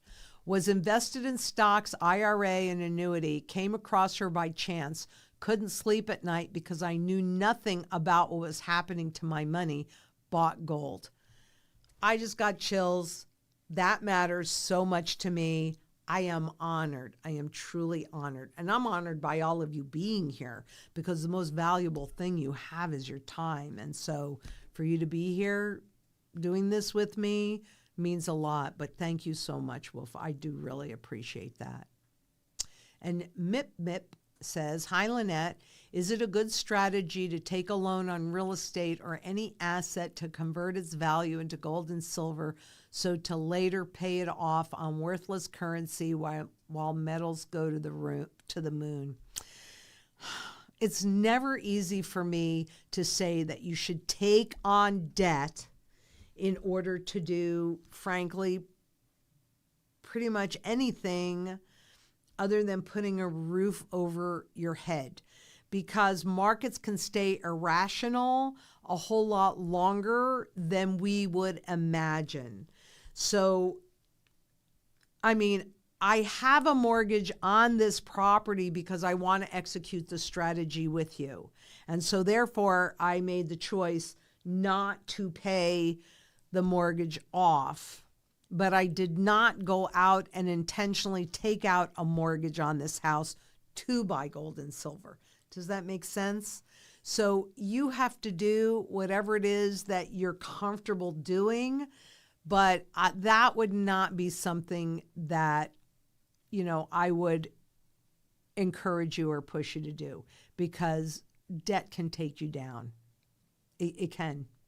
So while we're executing this strategy, yes, and it's based on paying off the debt with dollars that have zero value, I mean, I just want you to always be the safest position possible. This is not really the time to take risk. This is the time to get safe and to make sure that you have surety in all of the mantra pieces. And Kathy Piscatello says, yes, backwardations. Who had heard of that term? Local dealer here offering bid instead of spot because of it. Right? But it's an indication, look, all these years, for those that have been following me for all these years, I am always talking about when a pattern shifts, it means something. Even if you don't realize what exactly it means, it doesn't matter. You just need to know that something is changing, and the backwardation is definitely telling us that. But this is not something that started now. And is it over yet? Oh no, not by a mile. This started in January when we had all of that physical gold and silver shipped over here. And the Bank of England, well, we'll see. We'll see what's going to happen, but I think what we're seeing in the silver market with the backwardation is just a little snicker snack. And so, yeah, those paper markets had to sell off. Did it discourage some people? Probably, but the smart people went in and bought.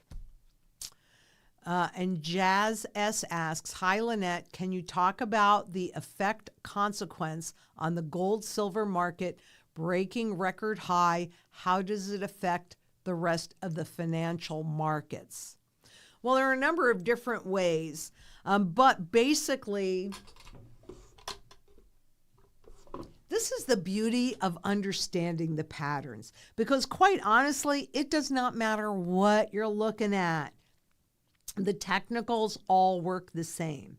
And so what we had with both gold and silver, but really mostly with silver, coming up, those 3 cups, right? The last 2 since the 70s, but the other one started in 1802. Okay, now you have to understand the reason why these would be suppressed is because a rising gold price is an indication of a failing currency and a looming crisis. So they don't want you to understand what's happening with the monetary system because they don't want you to make different choices. So they suppress it, and they do that by just creating a whole bunch of gold and silver that does not nor ever will exist. And they suppress the price. And it's like putting your hand on a spring. If you hold your hand on that spring and you suppress the price, you suppress the price, you suppress the price, at some point when it breaks through, that spring will shoot in a direction. If it's a resistance level on top, like silver, then it's going to shoot up, which is exactly what we saw. If it's on the bottom, like support, which is what I'm paying very close attention to with confidence, public confidence is everything. Okay, so I'm watching because that's been testing a support level on the bottom, resistance on the top, support on the bottom. When it breaks through that, then it's going to shoot down. And that's when I really do think that we are probably at game over. Hasn't done it yet. It's testing it. I'll let you know when I see that happen because it's something that I follow a lot. But let's see. So gold going up, how does that affect the rest of the market? Because that's what just happened with both spot gold and silver, right? Broke free from that resistance level on the top, shot up. I told you that's what it was going to do. Now we're correcting down a little bit. But it is an indication that something nasty this way comes. And the fact that they so openly talk about the great debasement trade, do you know what that means? They're saying it's great to destroy whatever little bit of purchasing power is yet in this currency because it makes the assets look like they have more value. That necklace or whatever, this necklace, I think I don't know how much this is worth. I don't remember, or currently worth in terms of dollars. The debasement trade, how cheeky is that? How nervy is that? What they are telling you is that Wall Street is actively destroying the little 3 cents left out of the purchasing power of the dollar. I don't care if stocks go to the moon. I don't care if cryptocurrencies go to the moon. In terms of dollars, goes back to, where's my $10 trillion Zimbabwe note? I am a trillionaire in Zimbabwe. What can I buy with this? Look at all these zeros. There's a ton. There's 3, 6, 9, 12, 13 zeros on this bill. I can buy nothing with it. Nothing. 10 trillion times 0 is still 0. And it's used one place. And if a government says this is money, guess what? They can also say, oops, no longer money. Is that really what you want? You want them to dictate to you? Or do you want to hold sound money like the central banks are and the wealthy are? This is what's going to protect you and enable you to build wealth that you cannot outlive and income that you cannot outlive. What a concept. What a concept.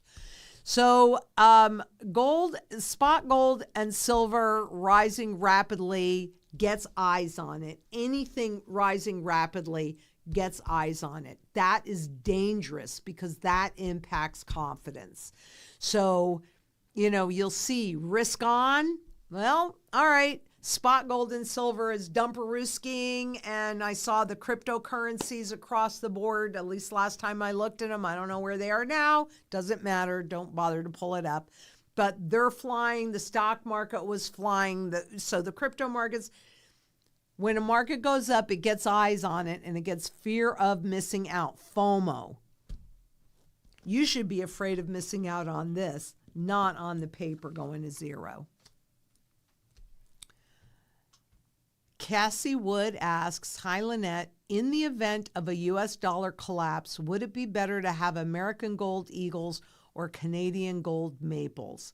Probably kind of depends on where you are. I personally do not own either gold eagles or gold maples. Canada has no gold left. So even though I can't say that they've had a big history of confiscation, they're going to have to confiscate because they've sold all their gold. And in order to have any level of position in the global economy as we're going through this hyperinflationary event, they're going to need gold. American Eagles, well, we had lots of talk about auditing Fort Knox, and then it got real quiet. Do we really have that gold? I don't know. But what I do know is every single government has a gold revaluation account.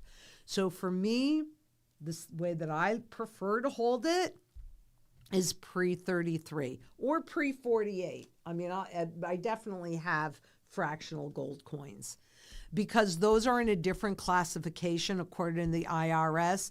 Any coin minted prior to 33 is classified as rare and collectible, and you cannot hold it in an IRA. That's what I want. That's what I think everybody should want. So I'm not really I will say that the gold maple leafs are a little more, well, no, I guess they're about the same level of purity, but I don't own either one of them. I think they're both at risk. Honestly, I do. Maybe I'm wrong. Maybe they won't do an overt confiscation. But all that price manipulation, all that inflation, all that taxation, all of this stuff, those are all forms of confiscation. They just have different names. And Barack Gersat asks, what will happen if banks or countries demand physical delivery? Is it going to crash the system? Yes, my dear. That is exactly what we're seeing in silver. That's another reason why we had to get a correction on it, because people were getting overconfident and overzealous, right? Remember that 200-day moving average. Do you want to? No, I'll do it where I can draw some circles and things like that. So if you would just mark down for next week, I'll have charts on, although I do that a lot anyway, on spot gold and spot silver, and I'll just show you the technicals. I'll walk you through that so you can see it. And also see that even with this correction today, it still is technically overvalued. Not fundamentally, but technically. Nothing goes straight up, nothing goes straight down. You always have to have bouncing along the way. And any gaps, remember we've talked about gaps, they must be filled. So we'll take a look at them on a technical basis, and I'll have that for you next week. We'll look at it, and we'll have another week to see what happens in the spot markets. And Amy Harrell asks, Lynette, do you see silver and gold still solid investments? 100 bazillion%. Yes, silver dipped a bit, still holding on to good price, and I am still getting or adding to my stack. Did end up with a fake, oh, wow, you did end up with a fake 10th ounce of gold? Wow, okay, well, that's the importance of working with a dealer that, like everything that we work with at Zang Enterprise, is certified to be what we say that it is. Yeah, I'm sorry that happened to you. And remember too, there are tests, we've done videos on that, but gold and silver are non-magnetic. So you can always do like a quick little test, and then there are deeper tests that you can do. But just, if you're going into like a secondhand store or something like that, and you're looking for sterling silver or something like that, just carry a nice strong magnet with you, and that's your first line to see, oh, maybe this is real, maybe it's not. And Wolf asks, Lynette, my heavily Amish community know nothing about what's happening to our economy.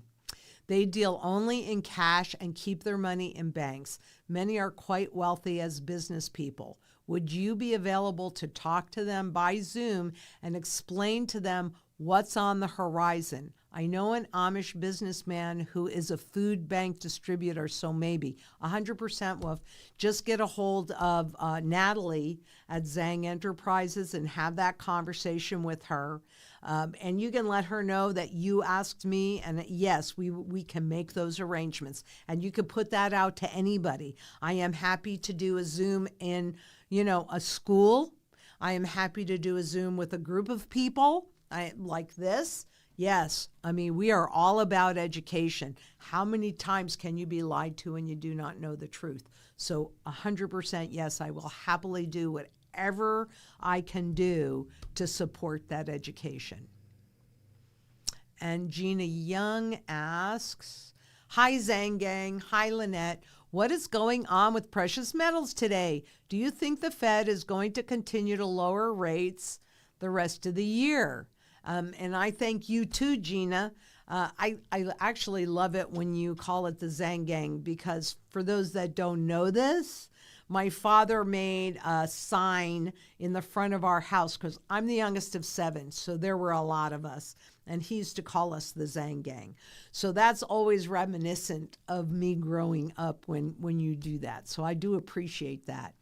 And, again, what's happening with precious metals is a normal technical correction, because they also don't want, what's happening with the backwardation in the silver is really scary, because that's going to go over to the gold soon. And that puts the Bank of England in great jeopardy. Has that video gone out yet? The one on the Bank of England? No, yeah, actually it did. Actually, it did. So we just put out a video that'll explain that more. And if you come back next week, Gina, I'm going to pull up both the spot silver and the spot gold chart, and I will just do a full technical analysis so that you can see it. But remember, nothing goes straight up, nothing goes straight down. You always have to have bouncing along the way. And you might recall me pointing out gaps, right, where the spot price would close at one level and then open much higher, or it could open much lower too. It doesn't matter. But in spot gold and silver's case, I think it was open much higher. Technically speaking, all gaps must be filled. I cannot tell you the exact moment that they're going to be filled. So a lot of that, I believe, is probably what's happening. But I'll look at the charts on the end of today, and actually I will probably pull up all the charts next Monday so that we have it as complete as possible to go into Tuesday. And I will do a full, that will be my live next week. I'll just do a full technical analysis. So if there's anything else, any other charts or whatever that you want me to do that with, just let Josh and Jessica know, and they will put it, and I'll do it on whatever you want me to take a look at. unless there's a gazillion. But I'll do it on key ones, and I'll certainly do it on the spot markets. And D. Princess asks, does she have a video explaining how much gold and silver one would need to survive for the number of years she predicts based on the prices she expects both metals to reach? And the answer is yes. I did do a video, it's been a while, maybe I can do it better, on how much gold and silver do I need. Can you pull that link and put it in there? So yes, I have done that, and there you go, Dee. If you have any questions, bring them. And if you think I can do a better job with it, because I always am trying to do my work better and better and better, let me know. If it's not clear enough, let me know. I'll give it another go, always. There's one thing Shearson did give me, and I'll give this to you if I haven't already, but it's something that I've used my whole life, or not my whole life, but since I was a stockbroker in my early 30s. And they said, you know, people do things and they beat themselves up because it didn't work the way you wanted it to work. And so what you do is, rather than doing that, you say to yourself, what did I do right to get as far as I got? What can I do right to get even further? I get how complicated this is, and it's intentionally made that complicated. So every time I sit down to work on a piece, my goal and my focus is to translate financial noise into understandable language so that you can make an educated choice that puts your best interest first. And I'm constantly trying to do that better and better and better. And I always will. I mean, I always will. And Dr. Doom asks, would you have a sizable portion of your gold stack in generic bars and rounds, or recommend government minted coins only? I personally think that there very well could be an overt confiscation. Remember, when I was born, gold, we couldn't own more than 5 ounces of gold any other way than this. Thank you, Uncle Al. So I personally, this has not always been true, but once we hit a certain part in the trend cycle, this was definitely true. I used bullion. I used American Eagles to buy this house, or the down payment on this house. So bars, coins, rounds, those could have been fine, but those are things that you can hold inside of an IRA. So should there be an overt confiscation, those will not protect you. So personally, I just do the pre-33 coins or the fractional pre-48 foreign coins, because those have a better chance of not being confiscated. Further, and that is 100% my sizable stack, right? I'd say, but there's different kinds for different functions. So look, I run a business. I have to pay salaries. You know, if something happens, I still have to pay salaries. So this raw pre-33 coin is just my emergency savings. And if something happened and I needed cash fast, this is what I would liquidate for that emergency. On the other side of that, I have this that I intend to convert into income producing real estate or rights. I'm going to drill down in that more. Bear with me on this. But to convert into income producing assets that I cannot outlive and leaves a wealth base of wealth plus income for my heirs, because a legacy is very important to me. Then I'm also holding a bunch of this at a much higher, more rare level that hopefully none of my heirs will ever have to liquidate, but it's dynastic wealth. And dynastic wealth is wealth that lasts in families at least 300 years. So you can kind of think of the King of England. What do they have for their wealth that has lasted more than 300 years? They have land, they have truly rare collectibles, a lot of them made of gold, and they have gold.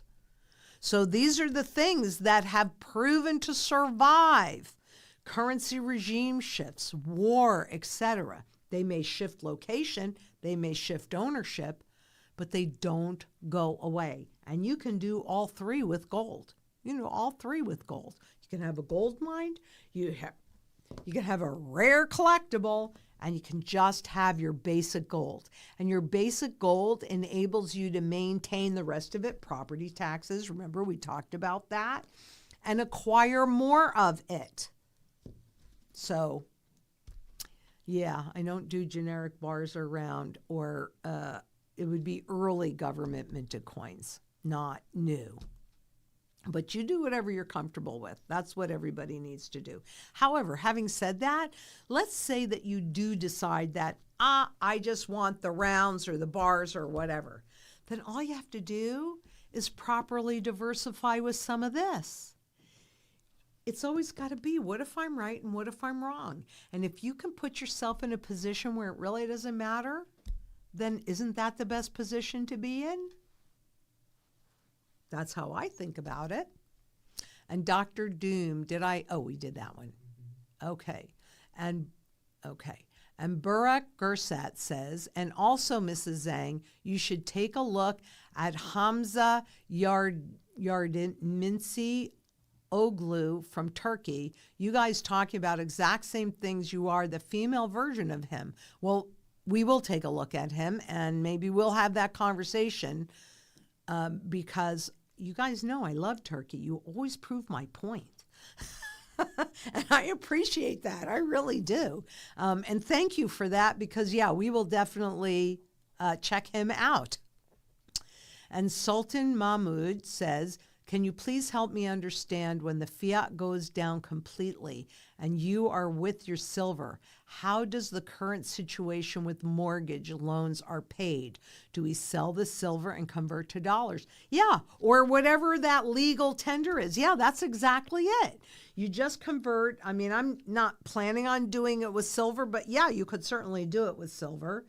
You simply convert your gold or silver, what might take, and we calculate out, okay, how much do I need to, at the current fundamental value, to pay this mortgage off right now? Maybe it's 10 ounces, but the more debt they grow in dollar terms, the higher that number goes. And so what might take 10 ounces today might take a fractional coin by the time you do it. And yes, you convert it into whatever that legal currency is, and boom, you convert it and you pay it right off. Because you know that the longer you hold on to those dollars or euros or yen or whatever, the less purchasing power value they will have. So, yep, that's exactly how you do it. It's simple, but it needs to be planned out.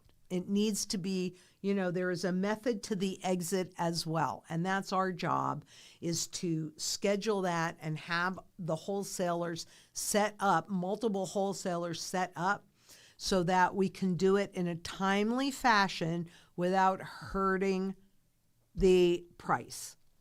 That's the goal. And Sharon Romano asks, I can't see the question. That's okay. I'm growing arugula in plant containers. It's growing nicely in the cool weather. Awesome. I appreciate that so much. I think we're going to be running a little test here soon to see if, ideally, I'm just being blunt, ideally, I would like to run all of the mantra pieces on this one site. But the market in the past has not seemed to want it. We're going to test it one more time and see before we open the next site. But we are starting to work on that. So I don't know exactly when that's going to happen yet, but we're laying the foundation now. So, and I'm glad that you're growing. It's so important. So important. I love gold and silver. It's the foundation and everybody needs to own it, but you can't eat it. Hopefully you can convert it into food, but you got to be more independent. And Dusan Filipovic asks, this is normal. People are so scared when markets do correction like this. Hold it. Buy more. I started buying 2 months ago. You are totally right. I agree with you 100%. And Beln the Zone says, Lynette, do you think we are getting close to that overnight revaluation? Well, it's all relative, right? But first we need to really experience the hyperinflation, and whatever little bit of confidence is left by the public, because that's the last layer of confidence that there is anyway. When we see it break through, that's when I think we're going to really witness and experience that hyperinflationary event. When it gets super doom and gloomy out there, then the government's going to say, this will save you, and they'll do that overnight revaluation. So close is relative, but no, we need to break through that confidence level on the bottom. There's really no doubt in my mind but that the hyperinflation has already started. It's just not yet really visible. And I say that because of the monetary velocity, how quickly money changes hands. So I think we're already on that path. There's really not a whole lot of doubt about that.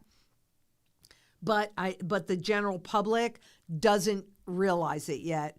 And as much pain as they're in, unfortunately, it's not as much pain as they're going to be in. It's why I planted out the whole exterior of my property, because if I could feed the world, honestly, I would feed the world.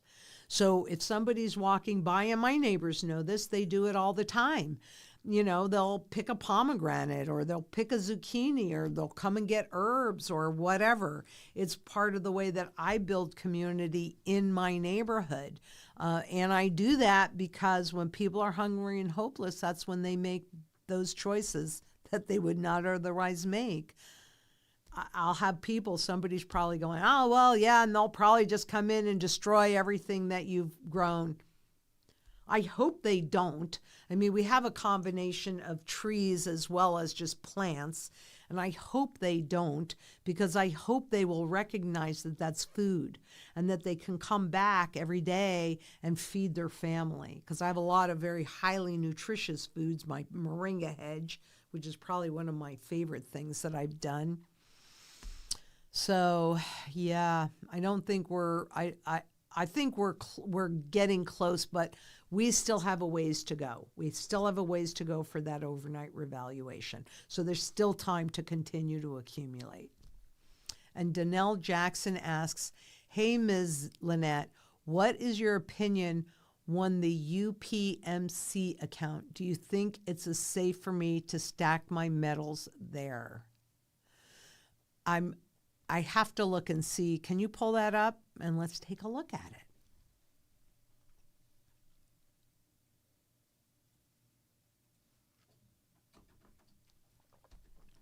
And remember, is it in 2 weeks that we will be doing this live from Panama? 2 weeks. 2 weeks. And so the time is going to be a little different because we've kind of been figuring out the best way to handle the lives. They're really important to me. So we might just always do them, but the time change may change a little bit. So we're working on that schedule, and we'll let you know next week. And also make sure that you are subscribed and give us a like and all of that, because if you're subscribed, we're going to let you know for sure when we're going live anyway. Might be a little different than normal because I think there's a 2-hour time difference there, and we've got other things that we're doing there, but we've got the live on the agenda for me and Emerald to do, because Emerald is going as well. So I'm thinking that we're going to do this together, the next live. So you can ask any of the operational questions then too, because she'll be able to answer those. So do we have that? Everything I'm pulling up has to do with like medical care. I don't see anything related to metals or Excuse me. Are you talking about some of the state vaults that are opening up? I'm not sure exactly. That's why I said I'll have to look at it. let me try this. So it kind of depends. I mean, that's one of the reasons why we're going to Panama, because as a global company and wanting to extend our reach, we need to have vaults all over the place. So you're going to be able to get to see one of the vaults in Panama. I'm really excited about this, actually. It doesn't mean if you're in the U.S. that you want to hold it there. It means if you're in South America or you're planning on being in South America, we want to make sure that we're properly diversified in how we're holding it and all sorts of things. But Did they mean UPMA? let me see. It might be UPMA. Which would be United Precious Metals. UPMA, okay. UPMA. Make that bigger because I can't read that. Yeah, because people are joining this. Okay. Could be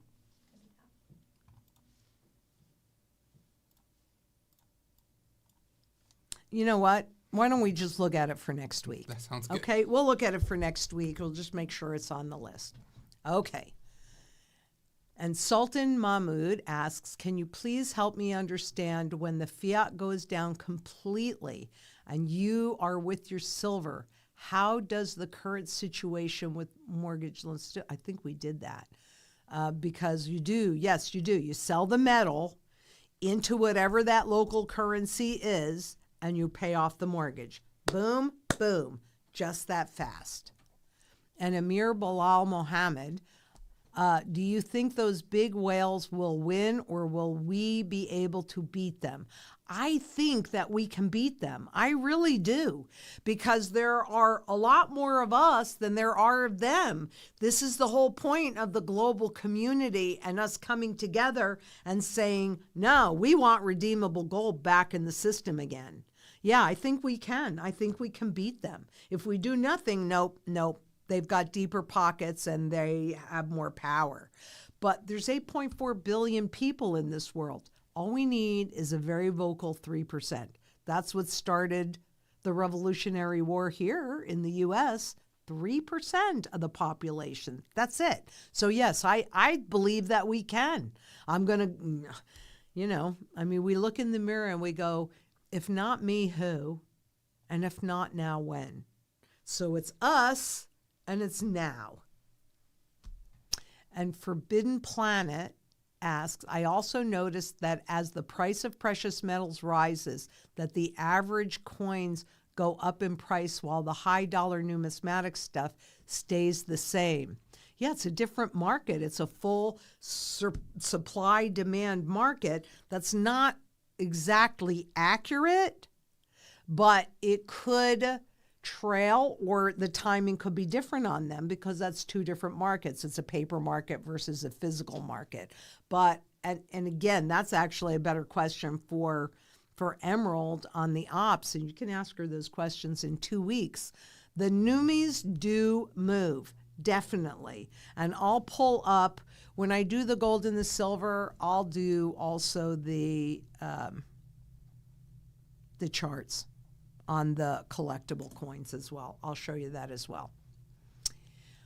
Chris P. Bacon says, do you feel the derivatives paper market is sufficiently regulated? This was traditionally used to protect a position. Yeah, in the beginning it was absolutely used to protect a position. How hedge funds got their name now seems to control how markets move. Totally. Do I think that they're sufficiently regulated? No, I do not. I mean, in 98, it was long-term capital management. The smartest guys in the room that created and converted the derivative market to a trading market. And it's all about leverage. So just as a reminder, and I'm glad you brought this up, Chris, yeah, there has always been a futures market, which is a derivative. And here's how it used to work. I'm a farmer.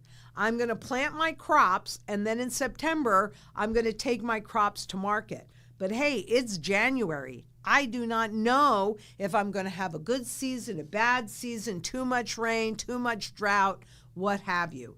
But there is a certain amount that I need in order to survive and plant again. So if I'm going to sell in the future, I sell futures, right? And that was a hedged bet. Exactly. So if indeed the crop came out fine, then whatever the cost of that futures contract was, that's my insurance. All right, done. You can kind of think about that as the premium in these things. Done. It's it's your wealth insurance. But once the hedge funds decided, oh no, we can use these for speculation, then they became leveraged bets. So again, you have this itty bitty bit of equity and you've got a whole bunch of leverage and debt on top of it. On a derivative, typically 1,000 to 1. But this is such an opaque market. The big banks that create this garbage and trade this garbage also get to dictate if there is a default on this garbage. So all we get to see is the very top of the iceberg. It's not what we see that matters. It's what's underneath the surface that there is no way for us to see, like the level of leverage. And if things are going off, which they had to be, because we had interest rates at 0 for 15 years. What did that do? That means all of that debt, and there's a lot of derivatives against debt, whether it's credit ratings, interest rates, what have you. But all of that debt is underwater, okay? This is when issued. These are interest rates. This is the market value of the bond or the debt, because it could be a mortgage, it could be a car loan, student loan, what have you. When interest rates go up, the market value of that debt goes down.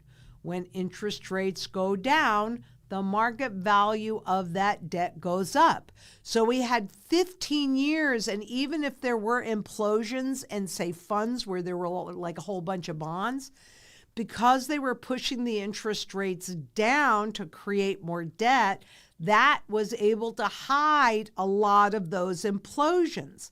But in 2022, that was a major pattern shift change when the interest rates started going up.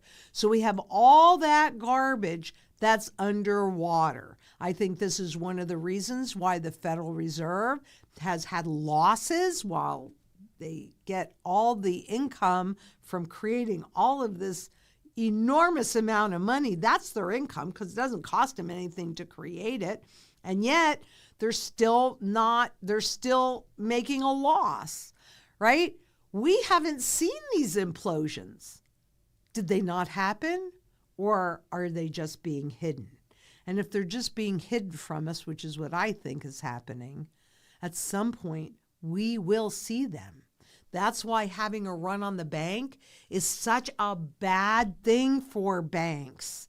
Because, and of course, the two that just blew up last week or whenever those are just one-off events. No, those are the canary in the coal mine, because what we've got is a whole bunch of zombie governments, because all that debt that the governments are holding is underwater, zombie central banks, because they're all underwater, zombie corporations, and zombie consumers.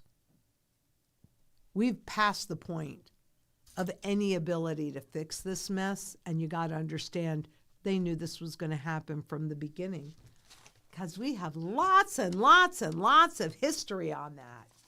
This is not anything new, and this time is not different. So Wise Planner asks, do wheat pennies have any value? If the penny was minted prior to 1982, then I think it's 95% or 85% copper. So yes, it does have value. If, on the other hand, it was minted after that, no, not really, because it had 15% copper in it, then it had no copper in it. So yeah, if it's after that date, no, it has no value. Prior to that date, yes, indeed. And wire as well. When I was young, my father was a developer, and I would go down to his job sites. And, they would be putting in the electricity. And so I would gather up all the scrap copper. And, they have like the plastic on the outside of that copper. And at night, I'd sit there and I'd whittle off that plastic. Then I would go to my Uncle Al, who was a junk dealer, and I would sell him the copper by weight. And then I would go to my uncle, that was Uncle Ali. Uncle Al was the antique dealer. Then I would go and buy stuff. So it was kind of nice for me because I had everything all contained in this little thing. But yeah, copper definitely has value, but it is an industrial metal. It's not really a monetary metal.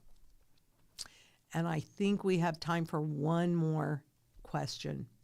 And Amir Bilal Muhammad asks, if the derivatives markets crash, physical gold and silver will skyrocket, maybe 100 times, maybe more. Thus, they defending derivative market like they honor life and future. But it will collapse tomorrow or later, no doubt. And I agree with you. It will. You can keep these Ponzi schemes going as long as you can keep them going, as long as you can maintain that level of confidence.